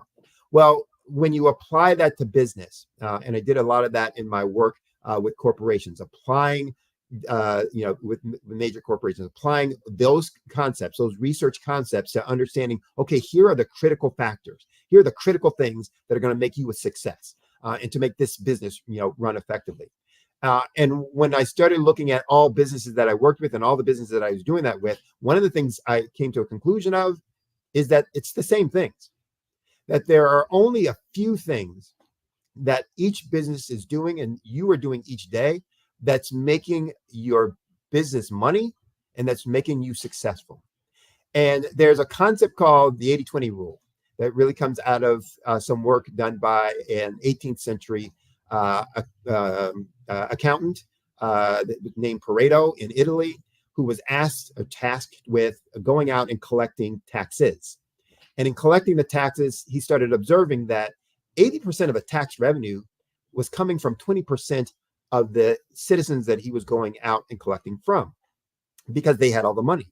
And he started wondering if that was true in other systems and other scenarios. And so he started doing all these observations. And one of the things that he observed was that it was basically a truth that, typically 20% of the activity generated 80% of the outcomes.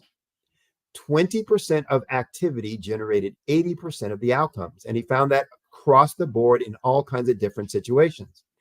And in business, it's the same thing, that 20% of the things that you're doing each and every day are generating 80% of your revenues, 80% of your profits.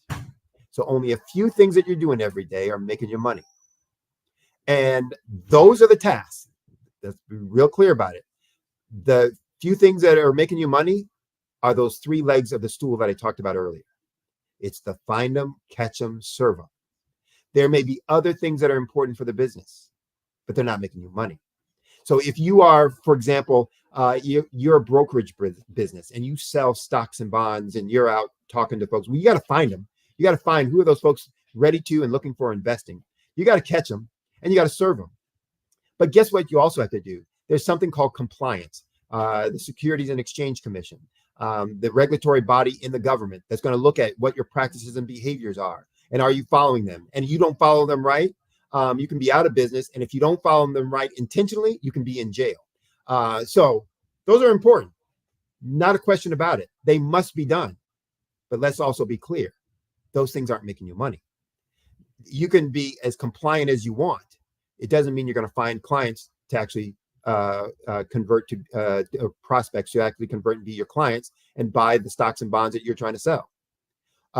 If you don't find those folks, then you're not going to have anybody to serve, also. So it's one of those things that there are lots of things that we do in business that might be important, that might be necessary, that makes us in compliance with the law, or that, must be done in terms of, having, staff, et cetera. But we need to be clear about what are the things that are generating revenue and generating profits. And those are the three legs of the stool. And there's only a few of those things within business. And there are really only five things. And I'll get into the five in just a second. But what's also important for us to understand is once we identify what are those key, critical, important things, we need to understand how to make transformative change. And that's where I use that concept of small change to big things. So in addition to the experimental design, where I'm identifying, hey, here are the big factors that every business must be doing well, because that's where the growth is going to come from. There's also this concept of continuous improvement. How do you continuously improve in each one of these areas so that you're getting a transformative and explosive change? And so the concept of small change to big things, continuous improvement, starts with this plan of assess, plan, do, and verify, meaning it's a continuous improvement circle or cycle that we first assess where we want to go and where we are right now. And then when we identify the gap between where we are right now and where we want to go, We then create a plan for how to bridge that gap, how to close that gap, or how to put a bridge across it so we can get to the other side. Once we've created that plan, then we simply implement that plan. And once we've implemented, what we do is verify what results we're getting from it. And when we verified what results we're going to do it, we're going to assess, again, where are we now versus where do we want to be? And, presumably we've closed that gap, and we're going to do the next iterative cycle. We're going to make another plan for how do we close that gap even more. We're going to implement that plan, verify where we are. We're going to keep doing that cycle until we get there. So that's the concept of continuous improvement. And when you put those two things together, that's the concept then of making small changes to big things, using continuous improvement kind of concepts to the things that are really big and transformative in the business, so that you can now have explosive growth in your revenue and profits. Well, what are those big things within business? The 5 areas. So I remember I said 1, 3, and 5. 1 main objective, 3 basic functions, 5 key areas where all growth comes from. So the 5 areas are simply this: more leads, more conversion of those leads, more transactions, meaning that you deepen the relationship of each one of those converted leads who are now our customers, getting them to buy more, do more. Higher prices, which comes from having a stronger value proposition because you deliver exactly what it is that they're wanting and needing, and you do that better than others. They're willing to pay a higher price for it because you're providing them more value.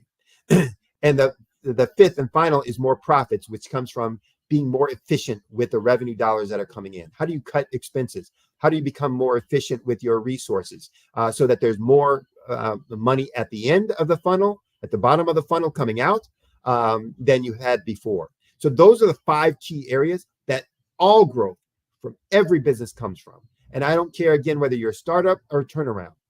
I don't care if you are a Fortune 50 company or if you're only making $50 a day. If you want to grow, your growth comes from these 5 areas. And therefore, it's important that you understand what are the processes and what are the systems that you're going to use in each one of those areas to make growth. And one of the important things about using the small concept or the small change to big things and using the concept of continuous improvement is that you don't have to have home runs. So often I'll talk with business owners, and the first thing that they say is, well, I want to grow, but I couldn't get a loan, or I need to get a loan to be able to do X, Y, and Z, to do more marketing, to spend it on this, that, and the other. Or I need this new piece of equipment, because if I had that piece of equipment, then I'd be able to, make more stuff and et cetera, et cetera. That's about scale. That's not about growth. And so one of the things I do with my clients is help them to see, help them to feel empowered by truly seeing what they control already about their growth. So working on the procedural changes, the process changes, the behavior changes that cost no money. It's just about how you're doing things. How are you generating those leads right now? And how can you do a better job at attracting more people, at finding them without spending money? Well, if I know who they are and what they want, then I probably know where they are and what they're doing. And if I know where they are, then I know where to go to find them. And then I just simply go to those places using things that don't necessarily cost money, et cetera. And so it's about being, creative in that sense, but it starts with then understanding, who that real target market is, what they really want. And based on what they want, then you can start making every other decision about your business. What do they want to hear? What are they dealing with? What's important to them? What problems they're trying to get rid of? What benefits they're trying to achieve? Based on that, what product or service do I want to structure? What amount of money should I be charging for that based on the value that they're going to see or feel that is providing in their life? What other things might they want when they're buying that first product, et cetera, et cetera. So when you're doing that, these are the 5 areas that you should be spending your time on. When I talked about that 3-legged stool and I said you should be working on the business, you should be working on these 5 areas, not in them. You will have processes and systems and teams that will do that. So if I'm a solo practitioner and you say, well, I don't have anybody else, Sydney, what am I going to do? If I want to get more leads, it's about me. No, I create a process for generating those leads. Whether that's your online systems, through your website, through your Instagram or social media pages. But again, there's ways that you can create structure, process, systems that will generate those leads without it having to be you as doing that at in all times. So and that cost you no money or cost you very little. In most cases, cost you no money. So the same thing. Well, let me give you a few examples of that, and I won't be able to do a lot just based on the time. And so in case I run out of time, here's one thing that I will give you as a method for doing this on your own at your leisure. On my website is solutionswithresults.com.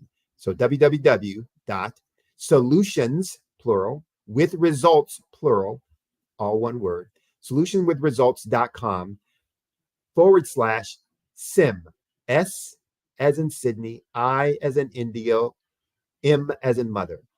If you go to that page on my website, what you will see is a simulator that you can put in for 12 different strategies within these 5 categories. You can put in any implement change that you want, a 1% improvement, a 2%, up to a 10% improvement in change. And you can see what impact that will have on your sales growth, your revenue growth, or your profit growth. So you can use the actual numbers from your business, your actual profitability numbers, and then you can make those any number you want and simulate what my growth would be. And you'll start to understand the powerful, transformative power of making small changes in each one of those areas. Now, we can talk later and offline about what are some of the specific things you can put in place for that, but it'll start giving you an idea of just how this thing, can work for you in your business and have some impact right now. You on your own can start thinking about, well, what could I do to get 1% more leads? How many leads is that? Is that one a month, one a week, one a year?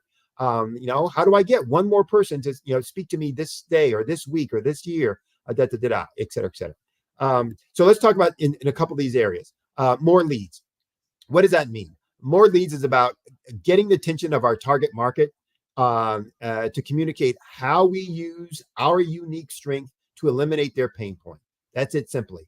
Getting their attention so that we can communicate, this is how we use what's unique about us to get rid of your pain point. And from this perspective, marketing is about this fundamental thing. Have something good to say it well, and say it often. Having something good to say means having something that differentiates you from everyone else. I can't tell you how many of the clients that I start working with or how many of the prospects and target market candidates that I interact with, who when I start talking to them about, okay, tell me about your business, what makes you unique and different, will say something to the effect of, well, we've got X number of years in the business. You got 20 years, 28 years, 30 years. We have these features and functions, et cetera, et cetera, et cetera. No customer cares. Not one customer cares how many years you've been in the business. I will tell you that up front. Nobody cares about how many degrees you have or I have or whatever. They don't. Here's what they care about. I got this problem and I want to get rid of it. That's it. I don't care about your features and functions. Here's the problem. Tell me you can do that, or tell me you can't. And if you tell me you can do it, tell me how you're going to do it. But I don't need to know that you've got 5 years or 15 years or 20 or 30 years. And if you're a business that's been in business for only 1 year, I bet you believe you're better than or as good as somebody who's been in business for 30 years. And if you don't believe that, then you shouldn't be in business. And if you do believe that, then why is the person who's been in business 30 years expanding and extolling about, I've been in business 30 years? They believe that's going to be important because they don't really know what else to say. And so having something good to say is really about this. You got to get in the conversation that your potential target market is having in their head. And you got to interrupt that conversation. And in their head right now is one of two things, or maybe both of these things. Here's the problem I have and I don't want it. Here's the benefit I want and I don't have it. And they're having that conversation. Until you can interrupt that conversation that they're having with themselves, they're not going to hear anything else that you have to say. So you have to come up with something that's bold and big and definitive that they're going to say, whoa, tell me that again. What did you say? How do you do that? And make them ask more questions. So that's first and foremost. But even once you have something to say, it's about how you differentiate yourself from everyone else, not the platitudes of we got the best people, we've been in business 30 years, blah, blah, blah, blah, blah, blah, blah. It's what do you have good to say specifically about that problem they want to get rid of or that benefit that they want to have. And when you identify what that is that you need to be saying, then you need to say it well. And saying it well means talking about that uniqueness, that thing that makes you completely different than everyone else, that establishes your market dominating position within that target market. And then using what I call the conversion equation, which is this 4-step formula that all good marketing follows. And this is not something Sydney thought up, created, etc. All marketing follows this, just like every top 40 song follows a little structure because that's the way our brains work. All good marketing follows a formula because that's the way our brains work. And the first step is you got to interrupt that conversation I said that they were having. You got to get in the middle of that conversation with your bold claim about how you're going to solve, resolve, eliminate that pain point. That's the interruption piece. But once you've interrupted it, got their attention, then you need to engage them, which means you're going to make some promise about that pain point, about the result that they want. You're going to make a promise that delivers, that you're going to deliver the result that they want. And that's not make a promise that you can't keep. That's you're going to make a promise based on your expertise and how you deliver on that pain point. And if you aren't delivering on that, if you can't deliver on it, you need to solve that first. How am I going to deliver on that pain point? Once I have that solution, now I'm ready to go communicate. But if you're going out there, then it needs to be communication about specifically the promise you're making. And don't be afraid to be specific and bold. I'm going to do X, Y, and Z. I make a bold claim. I can double your profits in 12 months or less. I make no bones about that. I don't back away from that. I guarantee or provide a guarantee also with my services. Why? Because I know that's what business clients are looking for. They're looking to grow their business. And I will make that guarantee because if I'm not delivering that, then I don't deserve their money. But it also then is what makes them feel confident in talking to me more about, well, how do you do that? Which gets you to the next phase and stage of your marketing. It needs to educate them, communicate to them, not only your market dominating position and the value proposition that you provide, but a little bit more about how you do that. And then finally, that final step in that conversion equation is the offer. I call it the Godfather offer. Making them an offer that they can't refuse. It's compelling. It means I'd be a fool to turn this down. Not because you're going to do me physical harm, but because it's giving me everything that I need and I want to eliminate the problem that I have that I don't want, or to deliver the benefit that I want that I don't have at a price point that is valuable to me, that provides value to me. Why would I turn that down? And so if your marketing follows those kind of 4 steps, it's going to be effective. If it's not, then it won't be. And that becomes the key to all marketing. Now, we typically get marketing wrong for a lot of reasons. Marketing really, again, based on that formula, it's about targeting the right market with the right message, using the most effective medium. What most people focus on most is the medium. Oh, I need to have a Google, a Google ad. I need to have a Facebook click ad, blah, blah, blah. So we're focusing on where we're doing it without focusing on, well, who am I talking to? And what's the message I have for them? So I can be on, Google all day long, and somebody can promise on my SEO to get me my website ranked #1 all day long. That's about clicks and likes. That's not about, is it effective? What's the message? And so I work with, my clients on all 3 of those, and you need to be working on all 3 of those. It's about all 3. Have you targeted the right market? And do you know who that market really is and what they want? And do you have the right message based on, talking to their pain point and eliminating how you're going to eliminate that pain point? And are you putting it in the place where they're going to see it and where they're going to experience it? If you are dealing with, a senior 60 and older, I don't think you're doing a lot of TikTok stuff. Now, you may love TikTok, but I don't know that you will find a lot of, 60 and older folks just naturally, organically on TikTok. So you need to figure out who it is that you're going after and why, and put it there. If you're looking for people who are highly technical, they're not going to be on some social media platform. They're going to be in a place where their technology or their technical expertise is going to be enhanced, grown, challenged, etc. So it's about understanding who you're going after, what they want, what problem they want, and how you're going to resolve and solve that. I know I'm going to get the Sandman hook here in a little bit, but I'll try and get through as much as possible going forward. So conversion. Once I've got them, as a lead, I need to convert those leads into, again, from strangers to people handing me money. There's lots of strategies that you can use for that. I talked about the compelling offers that we need to create, but here's what you need to understand about conversion. Everybody that's a lead is not going to be a customer who's going to buy right now. There are now buyers and there are future buyers. Most of our marketing is advertising, which is, going after now buyers. Now buyers are 1% of your marketplace, 1%. So if all of your marketing is really just advertising to that 1%, then 99% of your market is not involved in any of your marketing communication. You're ignoring them. You're not speaking to them. They're not hearing you. And so you're wasting your dollars. And that's why it becomes ineffective. And so you need to understand that there are future buyers, soon to be buyers, and now buyers. And each of them has a different objective. And therefore, how you communicate with them is going to be different. I see the Kalila, kind of popped her head in. So feel free to come on back in. I'll, try and sum it up here. If you're interested in getting more information about, any of these topics, I didn't get a chance to go into some specific strategies that you can use for designing your offer. I didn't get to go into some specific, strategies around price point. I didn't get to go into some specific strategies about, how you bundle offers or what kind of strategy you use for bundling. So there's a lot more that we can cover, but feel free to reach out to me and be happy to do anything, one-on-one or one on a group, invite you to some of my workshops or seminars, etc. So, Thank you, Sydney. That was so great. I really appreciate your expertise. You got me about to raise my prices today. There you go. All the prices gonna go up. Everything's going up today.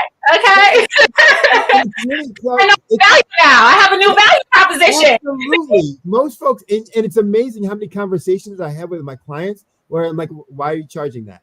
Well, because I'm not sure that you have all of these, you're doing all this, blah, blah, blah. You have this expertise. This is what that's worth. Why aren't you charging? Well, I'm not sure people will buy. Okay. Look, and one client, I literally had to say, look, you're charging, I think she was charging $15 for something, right? And I thought it should have been literally like $100 product. And I said, well, here's the thing. How many would you have to sell to get, and she started going through. And I said, well, what if you sold one of them? Just one? How many are you selling in a month right now at the $15?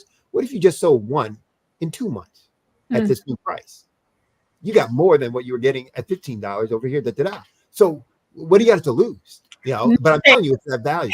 So. Nothing. I have nothing to lose. I appreciate you so much. Give the people one more time. Let everybody know where they can find you. So best thing is solutionswithresults.com. That's my website. So www.solutionswithresults. Solutions is plural, results is plural. Solutionswithresults.com. I gave them that simulator that they can use, the //sim. But on there, they can get a copy of my first book. Second book's coming out soon, but they can get a free digital copy of my first book, which gives them some insight on this kind of stuff. They can get some training. But on that website, they can also ask Sydney. They can, put in a specific problem that they're dealing with in their business right now, and I'll respond back to them with a specific answer. Not a generic answer. So they can go to either one of those. My email is on there as well. My phone number is on there as well. So if they want to call me, I'm happy to take a call. Really to have a conversation with anyone. I do a free initial consultation where I'll show them how I can find them. Typically a 10% improvement, but a minimum of $100,000. But if they're doing $1 million in selling their business right now, I can show them probably how they can get 20% more in that with some very simple, straightforward things. And I can find that probably within a 45-minute time frame that just says, here's what you're not doing, here's what you need to do. They can take that and go, or they can, decide to work with me, more on that. So wonderful, wonderful. Well, thank you so much. Genius is coming, and I will see you on the other side. Bye now. Bye-bye. The Black Business Expo's mission is to raise funds for high school seniors.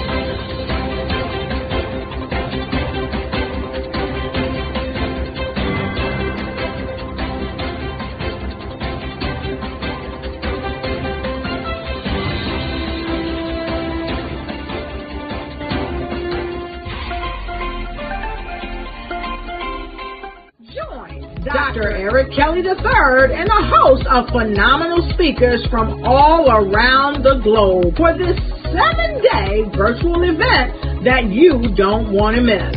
The mission of the Black Business Expo is to raise scholarship money from kids all the way from high school all the way from college. The Black Business Olympics is one of the largest Black business showcases in the world. It is an opportunity for businesses and companies to showcase their businesses globally. We are going to be giving away laptops up to $5,000 away to students. Again, I'm Olivia Appleberry, the founder of 2 Cents Finance and one of the speakers for the expo. I am so excited to see you there. For more info, go to www.blackbusinessexpousa.com or call 919-308-9090 and hope to see you there. I am Black business. From the moment I wake until the time I sleep. Yes, I am Black business. I am Black business. Tell me, are you Black business? I am Black business. Do you support Black businesses? Listen, I support Black business because I am Black business.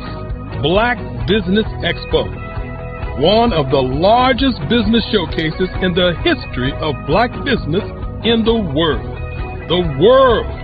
Sign up today at www.blackbusinessexpousa.com or call 919-308-9090. I am Black business. I am Black business.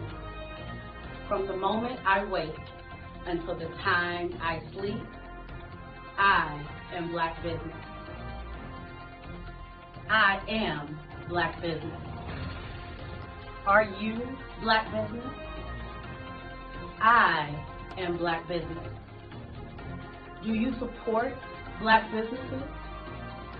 I support Black business because I am Black business. Black Business Expo, one of the largest business showcases in the history of Black America in North Carolina. Join Dr. Eric Kelly III and a host of phenomenal speakers from all around the globe for this 7-day virtual event that you don't want to miss. The mission of the Black Business Expo is to raise scholarship money from kids all the way from high school all the way from college. The Black Business Olympics is one of the largest Black business showcases in the world. It is an opportunity for businesses and companies to showcase their businesses globally. We are going to be giving away laptops up to $5,000 away to students.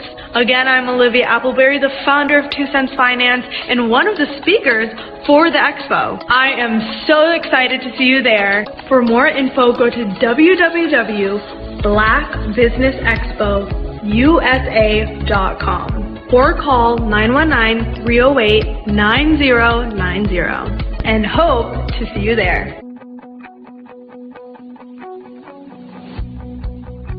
I am Black business. From the moment I wake until the time I sleep. Yes, I am Black business. I am Black business. Tell me, are you Black business? I am Black business. Do you support Black businesses? Listen, I support Black business because I am Black business. Black Business Expo, one of the largest business showcases in the history of Black business in the world.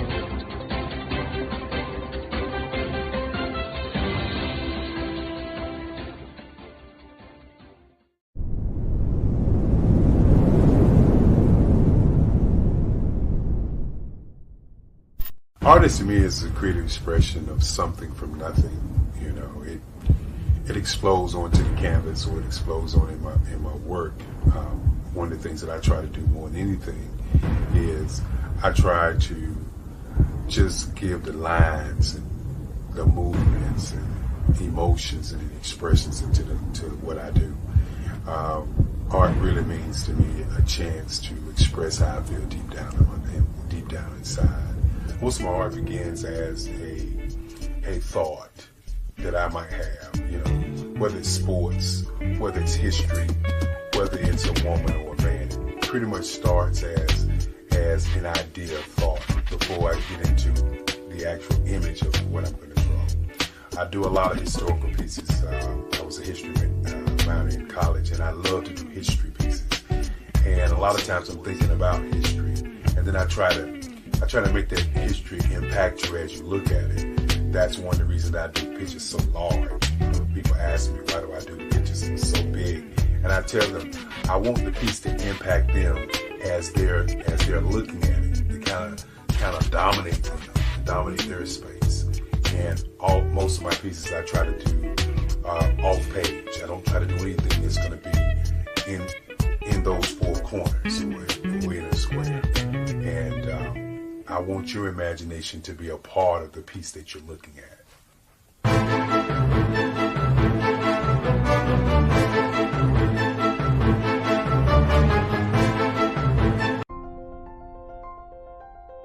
What if you could build your own city? A place where every child can find nurturing people to help them achieve their full potential. A place where every adult can access job training support. Where health education is abundant. Where social justice ruled the land. A place without limitations. Welcome. You have arrived at STEM City, USA. It is what every city should be. A safe and trusted community where you find people and resources to help you become everything you are and beyond. STEM City is unlike anything you have ever experienced. It is a digital twin of the world around you, only better. STEM City is about energy and soul renewal. It is more than a digital world. You can almost feel the power of live cultural events, music, and theater. STEM City promises a better future for children with caring mentors and hands-on activities with dedicated tutors to support our youth. STEM City is your passport to a healthy lifestyle, with weekly events addressing our community's many issues. STEM City is your financial well-being, with helpful information on wealth management, career advancement, job training, and so much more. STEM City is the community you deserve. It is the city where your dreams can come true. STEM City, USA. A place in the sky that is accessible to all who reach for the stars.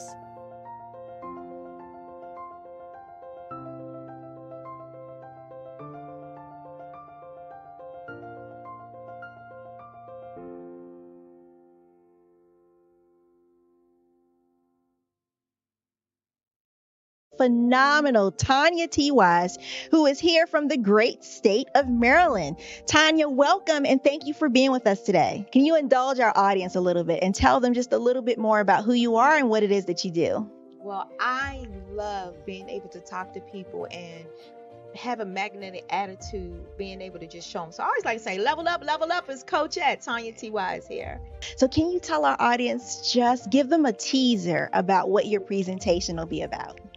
So my philosophy is that we should all be living our dream life. So tomorrow I'm going to talk about how you start living your dream life. What are some of the things that you thought about in your childhood that you just kind of let go and dormant? Wow. And I want to reignite that and just give you some pointers and some tips, some tools, some strategies to be able to start living your best life now. And guess what, Akwanda? And leave an inheritance for your legacy. Oh my goodness. Okay, I know that's resonating with a lot of people. I've heard that you have a dynamic coaching program. Can you tell us a little bit more about that? Absolutely. So our coaching program help people that have the lack of time, that lack strategies, and lack the confidence to go after their dream life. So we help them implement tools, we help them implement strategies, as well as give them resources so that they can live their best life now and leave that inheritance. Wow. Oh, I love that. I love the leave the inheritance part. Listen, you are dropping some major nuggets, and I know a lot of what you're saying is resonating with a lot of people, but I think we're all curious. How did you even make this transition into the speaking and coaching arena? What's the story behind this? So I started out in finance, and I realized that a lot of people don't necessarily go after their dream life because of the lack of finances or the education behind finances. But it wasn't until I lost my firstborn, my only son, that life changed for me. And where I was going after it all, living the corporate life, hit my 6-figure income and living in my dream house with my dream man, driving my dream car.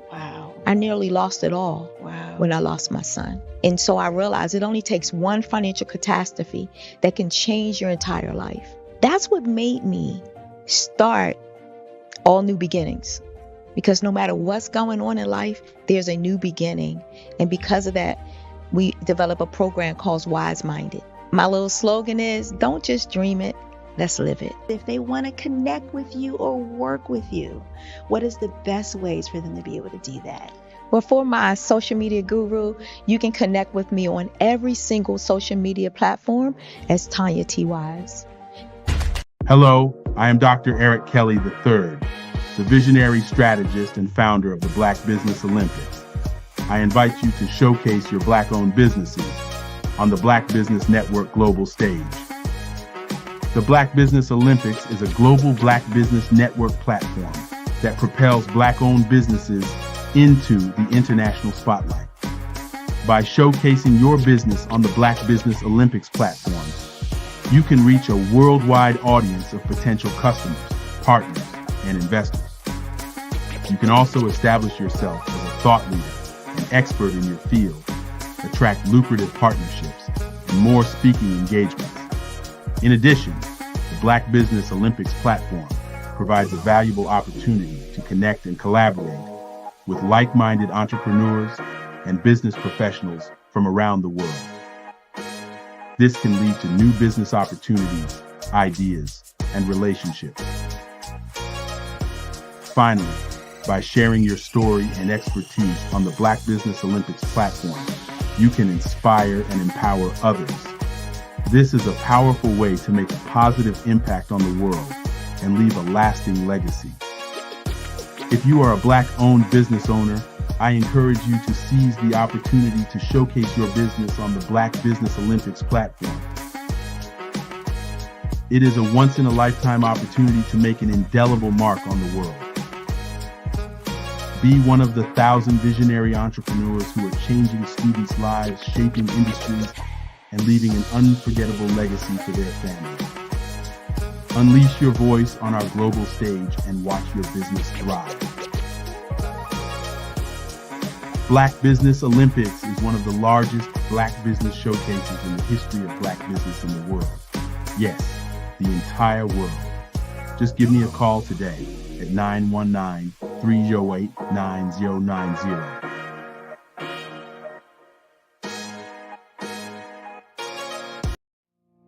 Did you know that approximately 333.34 million businesses exist today, according to a report from 2021? And you may be one of those businesses, or maybe you're not in the business market yet, but you're aspiring to be a business owner. Well, guess what? You're in the right place at the right time. Because let's face it, everything is about timing and opportunity. Hi, my name is Dr. Lotus Richer, and I'm the CEO and founder of the Lotus Richer Coaching and Consulting LLC, along with the Lotus Richer Ignite Show.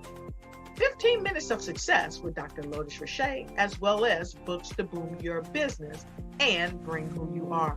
And today, I want to bring this amazing message to you about the Black Business Network and the Black Business Olympics.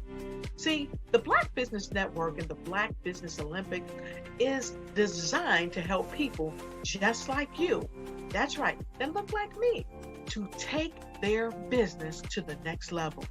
Not just in your front yard or your backyard, but globally. The Black Business Network and Black Business Olympics is designed not to just help you survive, but to help you thrive.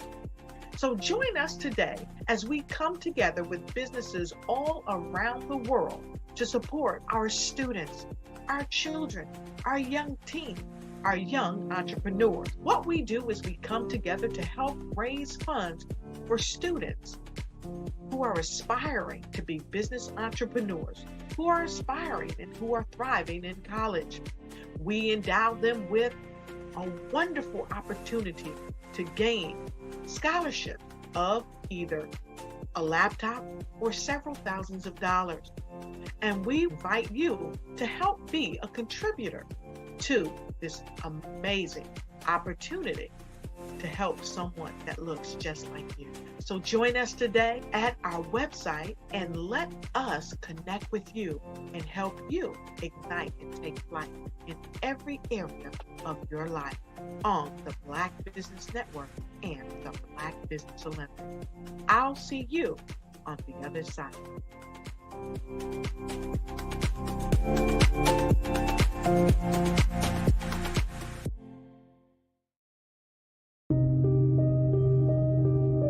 The Black Business Expo is changing my life. This year, they are giving away laptops and even $5,000 in cash to students just like me. I'm Alexis, and I want to go to college to fulfill my dream of becoming an entrepreneur. Help the Black Business Expo going to www.blackbusinessexpousa.com and also becoming a vendor, a sponsor, or donating.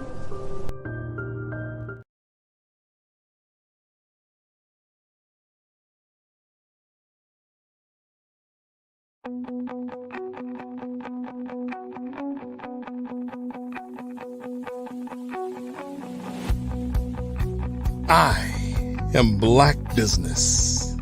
From the moment I wake until the time I sleep. Yes, I am Black Business. I am Black Business. Tell me, are you Black Business? I am Black Business. Do you support Black businesses? Listen, I support Black business because I am Black Business. Black Business Expo, one of the largest. Good day, business owners, entrepreneurs, thought leaders, and corporations. Welcome to the Black Business Network. My name is Clyla Destiny, and I am your business moderator for this edition of the Black Business Network. The Black Business Network is a 24-hour business network showcasing Black businesses, business owners, entrepreneurs, and thought leaders worldwide. We have speakers from North Carolina, London, Singapore, Africa, Japan, and cities all over the United States. The Black Business Network is a global community sharing its business knowledge to empower, inspire, and educate businesses about business. Next up, we'll be hosting a fireside chat with Daryl Speaks. Daryl Speaks is from Miami Beach, Florida. He's founded the Stable Ascent, the world's first global Black business marketplace and community. Sable Ascent is a digital token platform designed to empower and support Black businesses and nonprofits by integrating them into the new cryptocurrency economy. Its GAT tokens circulate globally among 1.5 billion Black people, fueled by 1.25 trillion in Black spending annually. The platform is free to join, aiming to strengthen Black economic systems, increase financial stability, and provide employment opportunities worldwide. Ladies and gentlemen, I present to you Daryl Speaks. Good afternoon. How are you doing? Good afternoon, Daryl. How are you? Good afternoon. How are you doing today? Miss Destiny, is that the best way to say it? Yes, that's the best way to say it. You gotta be respectful. Thank you so much for having me on your show. Thank you for being here. Pamela is joining us, and she's going to facilitate this fireside chat with you. So I'm going to get out of you guys' way. Genius is common, and I'll see you guys on the other side. Well, thank you so much, and good day, everyone. I am Pamela McKinney, and I'm happy to be here today with Mr. Daryl Speaks. I'm not sure, I came on a little late, but Daryl, I know that you're from Miami Beach, Florida, have founded Sable Ascent, which is the world's first global Black business marketplace and community. Sable Ascent is a digital token platform designed to empower and support Black businesses and nonprofits by integrating them into the new cryptocurrency economy. And so much more. I also know that you're bringing the Building Black Business Expo not only to Atlanta, but to other major cities across the country and the world. So welcome, Daryl Speaks. Thank you so much, Pamela, Ms. McKinney. Beautiful. Thank you for having me so much. Appreciate you. Absolutely. Absolutely. So I wanted to chat with you in regards to your vision. I want to give you the opportunity first just to introduce yourself a little bit more, anything that you want to talk about in regards to Sable Ascent and the Building Black Business Expo. So you have the floor, and then we'll jump into some of the questions. Sure. No worries at all. First and foremost, I believe in faith, family, and finance. And I'm all about the community. I'm all about my people. I'm living a legacy. And then again, my goal, to be honest with you, is to change the face of the Black economic system and to provide us with a platform that will live past me. So I'm living in my legacy right now in order to build something that I feel is God sent. It's not even about me. I feel as if I look into the world and see what the world needs, and I'm just trying to do something that's needed in the world. And I've dedicated my life to making sure that this legacy that I can build will live on for generations to come. Wonderful. Well, let's look back then in regards to the beginning and the vision. Can you share your journey into entrepreneurship and what inspired you to start the Building Black Business Expo and Servant Leaders Today, Inc.? What was the defining moment for you that led to these ventures? Absolutely. Well, back in 2017, when the Sable Ascent Coin Corporation was created, it was actually based on the foundation of the Black Wall Street from back in the early 1900s, when our economic systems had everything we needed to sustain. But when I noticed that the one thing that we needed most and foremost was a financial structure, which basically based on our own currency, to drive our own economy. That's when the Sable Ascent vision was born. And then late in 2022, I decided that the currency needed an ecosystem and a platform in order to circulate its currencies. So that's when the Building Black Business Expo brand was created. But I didn't want to necessarily own it. I wanted to make sure that our leaders around the world had it in their hands so they can use their talents and their skills to grow it. So that's when I decided to make it into a franchise model. And for those that understand the franchise model, it's not about you. It's about creating a system that leaders can take and leaders can run with. So I didn't want to be the one to own everything or control everything. I want to be able to pass the vision along so that great leaders. And the second thing, one of my favorite, is that it cannot be disrupted. Mm-hmm. So I'm a firm believer once you build a system that's successful and you can put it into the hands of great people, they can take it and they can run with it. And then now we can build something unlike the Black Wall Street of the past decades or the past centuries, that this time it will not be disrupted. Wow. Well, kudos to you. Kudos to you for the vision. I'd love to know also in regards to the roadmap of expanding the BBB PT, the Building Black Business Products and Trade brand into major cities across the U.S. What are your plans of international growth? And how do you envision this brand becoming a global platform for Black entrepreneurs? Absolutely. One of the things that we focus on is collaboration and partnership. As your chairman and founder, I truly don't believe in competition within our community, only because there's so many services and so many offerings that we need in order to build up our communities. We cannot afford to be in competition. Collaboration is the only thing that needs to happen, only because there's too many of us. If you look at the world's economies, all of our economies are at the less than 1%, right? We make up 17 to 20% of the world's economy, but we literally don't have the resources to support ourselves. We're living in poverty around the world. So why are we in competition with ourselves? It doesn't really even make sense. So part of our strategy to scale the Building Black Business Brands, Products, and Technologies Expos brand is to have the Sablis and Coin Corporation utilize its resources and its currency model to expand around the world. And as our leaders take it around the world, we want to be able to support and grow the ecosystem, support and grow as many Black-owned businesses around the world as possible, with something that we can call our own and something that will be in the future undisruptible. All right. Well, thank you so much for that, Daryl. All right. So, let's talk a little bit about some of the challenges in regards to developing this brilliant idea. And but in building this brand, how did you overcome some of the obstacles that you may have encountered to ensure that this is a successful and an impactful platform? One of the things I really focus on is not myself. Although I'm a laser focused person, I believe that if something can be done, it's not only up to you as the individual, but the reason that you're doing it has to be bigger than yourself. If we're simply doing things or simply for ourselves, and the reason also has to be to where it has to pull us into the future. It has to be something that a vision that's way bigger than ourselves and it can pull us into the future.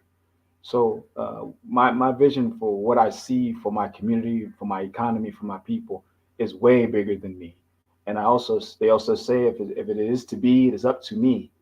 So, when I wrote the vision and I made it plain, right? Habakkuk 2:2 says, write the vision and make it plain so that he who reads it will run to it. So if I'm choosing to build something that's way past me and it's going to impact billions of people, I have to get myself out of the way, but I have to discipline myself in order to do it. So every day I focus with a disciplined mindset. I keep myself healthy. I keep my mind clear and focused. And then every day I drive myself in order to move forward onto the vision.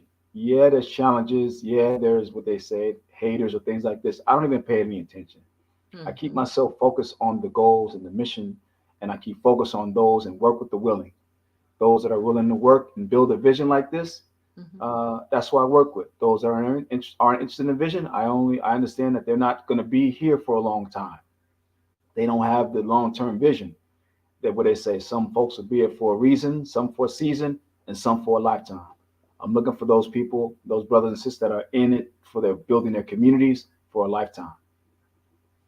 I love the thought of us all coming together. You're streamlined focused to the goals, but you're encompassing us all, so that we can work together, and your vision does have the legacy to live on beyond you. So that's very admirable. So thank you for the vision once again. I want to check our time and make sure before I ask this next question. I know that we're going to come back at another time as well to finish up. But let me ask one more question and maybe we can get it in. The support that you're going to provide for entrepreneurs, what is the support system that you feel that your brand, the Building Black Business Expo, will bring to Black entrepreneurs in terms of resources, networking opportunities, mentorship, and that type of thing? How do you want to help navigate that? Absolutely. One great part of the whole brand's structure is the servants leaders today. One thing we've noticed in the world is that our teams and our communities and our businesses need executive coaching and mentorships. We know how to do the skill, but we need to understand the whole layout and the roadmap on how to do things from an executive position, on how to understand the regulation, how to understand, like I said, the financial structures and these types of things. So one of the things that I focus on is connecting with sharp-minded Black leaders, in order to give us the coaching and the tools and more importantly, the discipline and the acumen in business that's going to bring about Black excellence for our businesses. So again, the Expo's brand is going to bring about a whole new level of thinking in order to ensure success for our communities.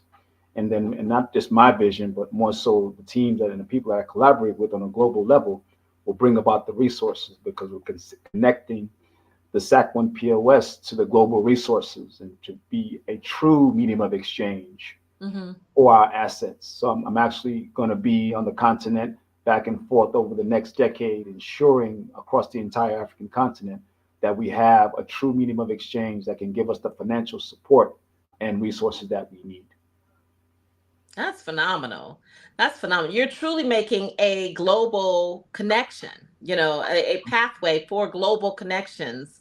And that is very admirable. So again, I just love the vision. I'm on board, as you know, and we'll announce that towards the end. But I really wanted the people to understand what it is you are bringing to the table, how you're doing it, and the fact of how they can really tap in.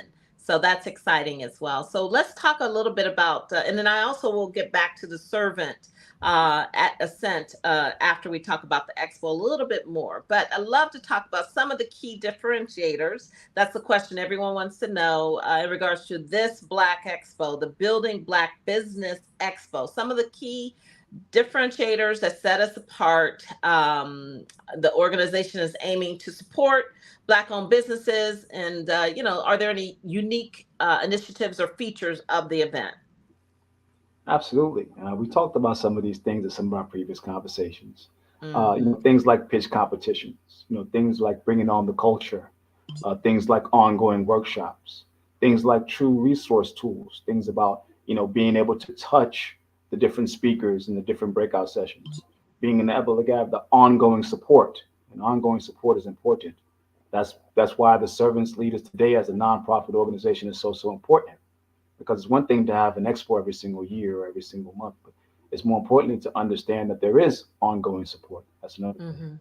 And then with the Sabeless and Coin Corporation's brand as its parent company, again, we're looking to bring about additional resources and opportunities that don't exist in any other company on the planet, and the ability to scale and have franchising opportunities through like-minded individuals, and more importantly, sustainability. So we're more about a sustainable community and a sustainable environment, and then understanding what that looks like, right? And really thinking through the process. The expo is one thing, but it's more importantly to have people actually intentionally building something that we know will work and something that will grow. That's what's important.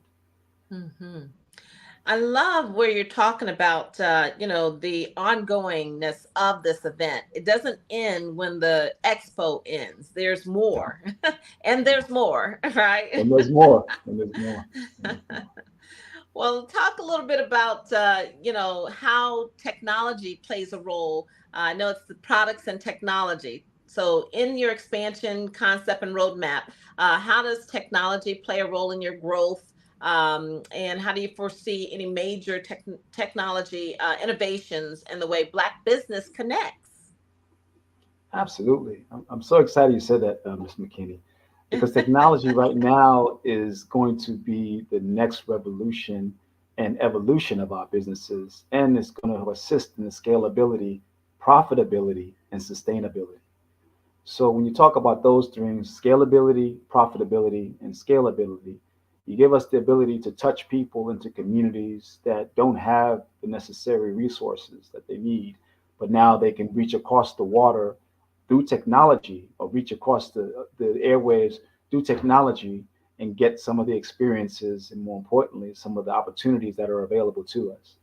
So we're going to be utilizing technology in a massive way in order to ensure that we can bring about the value of the Expos brand and all the other brands of our Black-owned businesses. And those leaders that aren't tech savvy, we want to make sure we're able to help them to be more tech savvy by different, coaching and partnerships opportunities, because partnership is really, really important. So Sable Ascent, as a tech company, we want to make sure we're able to instill some of the value in our business to give, the value to the Black-owned businesses. Our latest product, which you'll be seeing at the Expo, is going to be a tokenization project. We were doing tokenization of real estate using digital currencies and blockchain technologies, to where it gives our Black-owned businesses and real estate and assets liquidity, which we know is hard to find in our marketplace. So using technology for our businesses is vitally and is key and important to the growth of our community, and especially for the Expo. Excellent, excellent. And it really introduces our communities to cryptocurrency, I'm sure, in a very safe and step-by-step way, so that they gain that understanding, which is so needed, because it is the future, whether they know it or not. It is the future. So this seems like a vehicle that will introduce and engage them to learn, in their own way. I don't know, self-paced or however. How do you foresee that? Absolutely. Education. Education is vital. We're working with a lot of educational platforms. I'm being hit up daily for different opportunities to collaborate. I actually supposed to be in Turkey in December, speaking with their leadership, many presidents, and speaking with the African Union. But one of the things I want to share is that when you talk about education and connecting the youth and connecting the businesses, I think, unfortunately, there's been a black eye on the industry of digital currencies, cryptocurrencies, or whatever you want to call it, blockchain technologies. And I like to say because of bad leadership. Everything rises and falls on leadership. And then when you have great leadership in place, you'll always be able to know that you'll be able to move in such a way that you can help people instead of hurt people. Sable Ascent is built on a system of good leadership, a system of doing the right thing, a system of building something that we know for a fact is not going to destroy the integrity of our community. A lot of people come into the industry thinking they're going to make $1 million, or they're going to, do all these weird and crazy things. But we're not building our business in that way. We're building our business to ensure our community. That's why we have tangible assets, ensuring the backing and the securities of our business, and being very pro regulations. I'm very, very pro regulations, because I understand that you need to be compliant. Everything from our writing our code to designing our roadmaps, all the way to how we integrate with other businesses. Mm-hmm. So being proactive in our regulations, having integral operational systems, and just flat out doing the right thing will make sure that this will be sustainable for the long term. Wonderful, wonderful. Can you share some success stories of entrepreneurs or businesses that have benefited from their involvement with the Building Black Business brand, and how you measure your impact of your work in the community? Absolutely. Some of the things that we're doing is some of our lighter monthly events. The monthly events, basically through networking in Florida, and Fort Lauderdale, and Miami, they're very successful connecting business on a local level. And then we were offered to do what's called smaller symposiums with the colleges, with the library system. So that'll be something we'll consider looking at doing here in Atlanta for the state of Georgia, collaborating with the local governments. Also providing actually hands-on touching with some of the local businesses and getting people to engage through things like WhatsApp, things like Facebook chat groups, doing Zoom meetings on a weekly, monthly basis. So it falls past the big event and working on a lot of smaller events and a lot of smaller touch points within the brand to ensure that the people that are in the brand are getting value from collaboration and through relationship building, which is, as you know, the foundation. It's building relationships long term. I love it. And I love the point that you that in my conversations with you, where you talk about no barriers, in the connection to the community, that is huge as well, because it really does bring everyone in and allows everyone the opportunity. And I'm big on talking that whole conversation about opportunity, providing opportunity. Yes. No barriers to entry is one of my that's dear to my heart. Only because I understand that the fee structures are great because they're revenue generators, and I totally get it. But what has to happen? There's a lot of people who cannot afford $99 or $3.99 or whatever that number may be. And I know it firsthand from traveling. Right? You tell somebody in a country that barely makes $2 a day, you got to pay $3.99. They look at you like, what? We're not paying that. You know what I mean?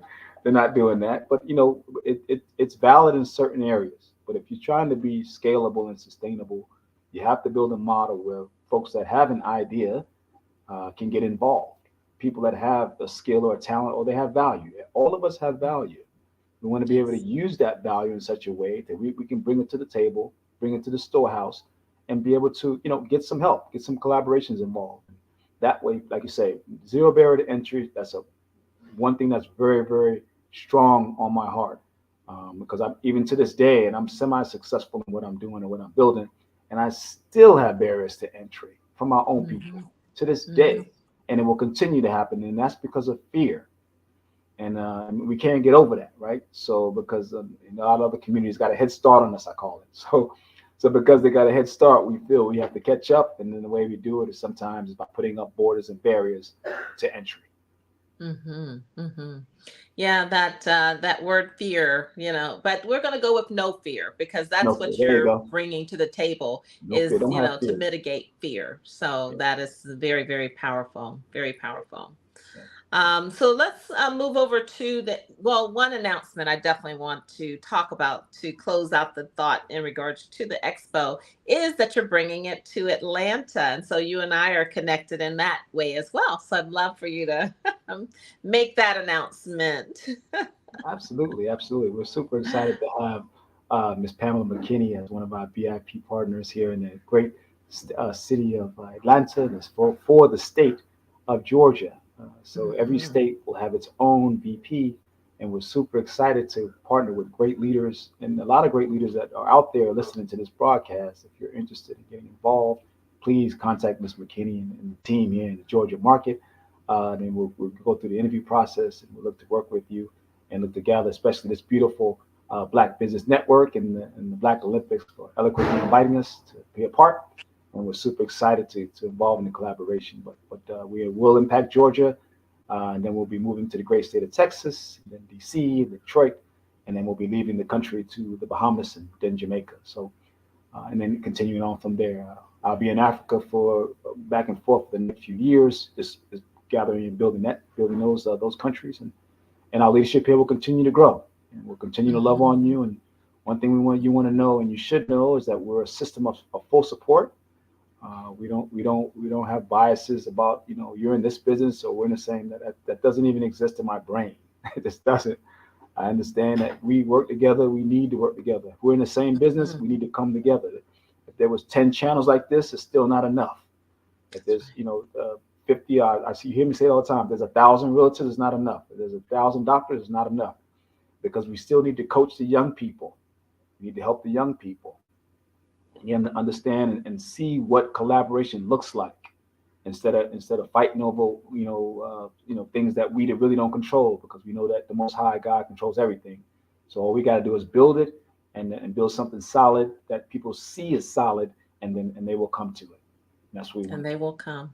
Yes. They will come. Well, I will officially say that I am just thrilled at the opportunity of being the VP for the state of Georgia with the Building Black Business brand. And in this role, I bring my 20 years of experience in large scale productions through our professional fashion shows. We partnered with nonprofits over the years. And then also several years, about 4 years, as a managing director for a national professional business network, a women's business network. So all of those experiences I want to bring into, the Atlanta Building Black Business Expo as we launch. And again, it is my absolute pleasure to be on the team. And, if anyone is looking for, of course, the opportunity to be on our team, please reach out to me as well. If you're in a major city across the United States or Africa, please reach out to myself or Daryl, because we're looking for leadership in all of these major cities, as this is a global brand. So excited about that. Very excited. Yes, absolutely. Thank you so much for that. Absolutely.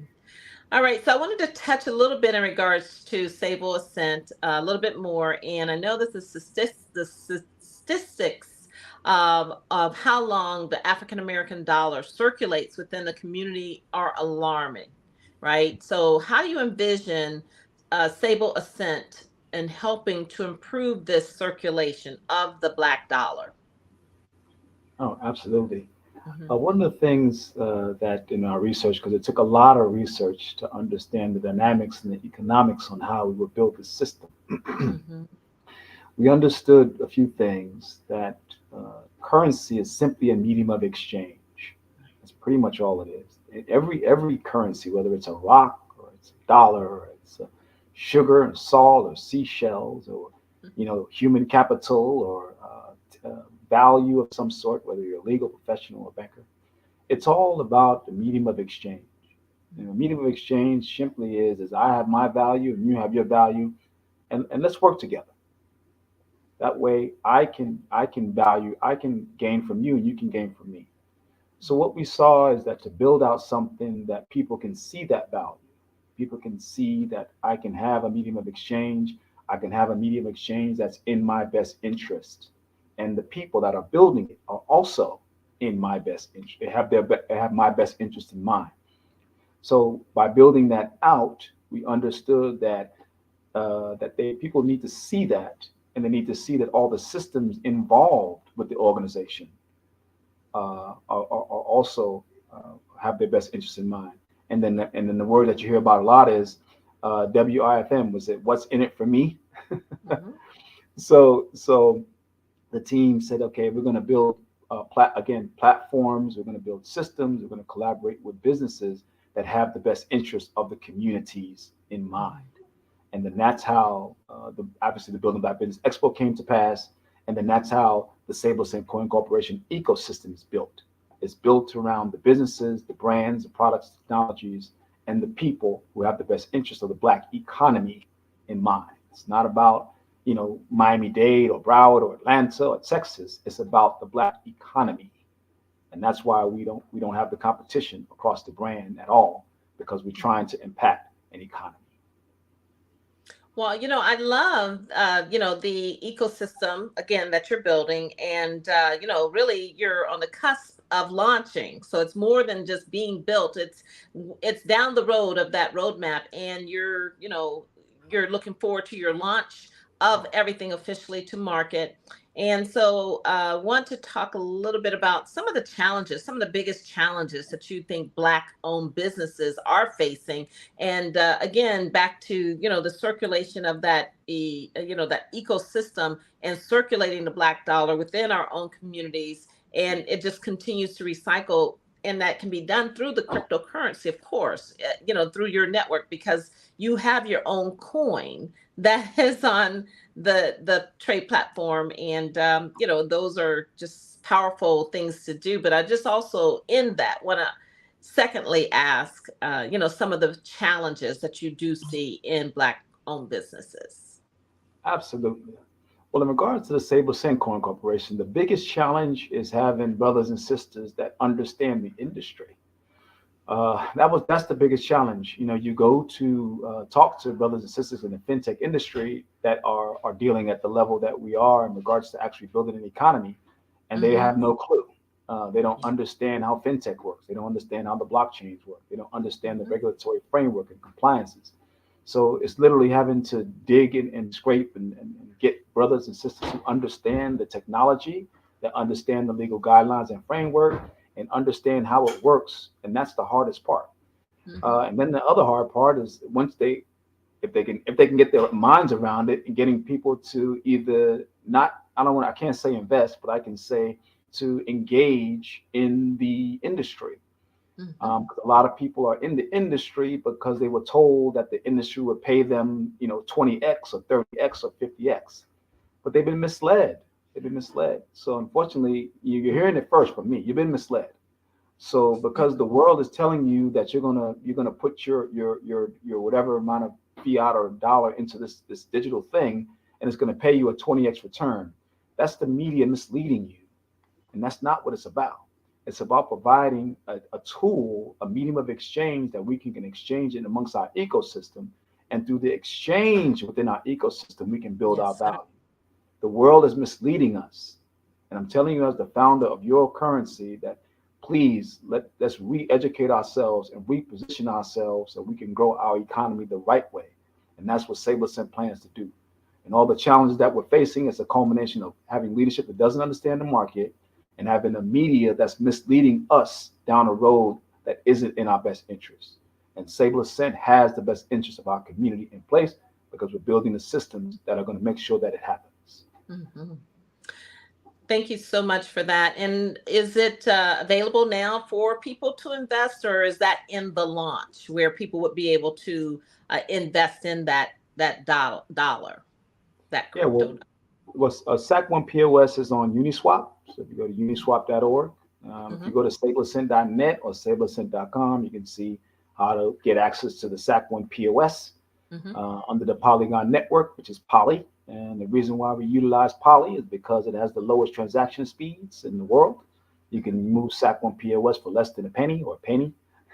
Whether you're moving, $1 or $1 million, you can move it fast. And then we have a few different use cases already being completed, which is the tokenization of real estate and assets. I'll be in Africa starting in November, bringing on gold and diamonds across the waters for securities and backing of our assets. And then we have telecommunications with Espanola Telecom and our other partners, and other assets that are also backing the SableAscent ecosystem in partnership. And then we're looking for partners. We're looking for some, can't say investors, we say contributors and partnerships to get involved, to push the mission and push the agenda in order to improve our standards. And then from there, we'll be providing the first world's Black crowdsourcing. It'll be a loan program to provide the funding for Black-owned businesses across the SableAscent ecosystem for SAC One POS. So we're building the tools and the processes and the systems that do not exist only because our mission is so strong. So we really greatly appreciate everything that's happening. And we're looking forward to more great leaders coming on board and providing us some guidance and some assistance so we can really grow our brands. And this one here, the Black Business Network, I see as a great tool, and we're excited to work with you guys. Thank you so much. All right, I gotta pop in here, y'all. Real quick, very, very quickly, tell us where they can find you. Absolutely. We're on all platforms in the SableAscent Coin Corporation. You can find us all over. Give it my email. I love emails. I love to connect with people. But more importantly, I like executors. So please, if you have an idea, please be prepared to execute because my teams will push you to execute. All right. SableAscent.com. My email is Daryl@sableascent.net. And then info@bbbptexpo.com. We're Instagram, Twitter, LinkedIn, Facebook, all those good things. All right, Daryl. Thank you, Pamela. Thank you. We're going to get out of here. Genius is coming, guys, and I will see you on the other side. Thank you so much.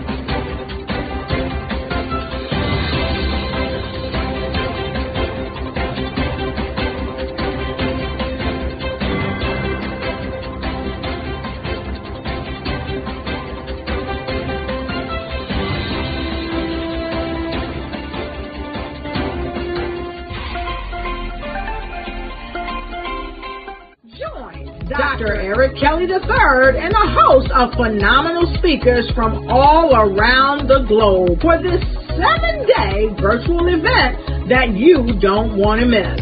The mission of the Black Business Expo is to raise scholarship money from kids all the way from high school all the way from college. The Black Business Olympics is one of the largest Black business showcases in the world. It is an opportunity for businesses and companies to showcase their businesses globally.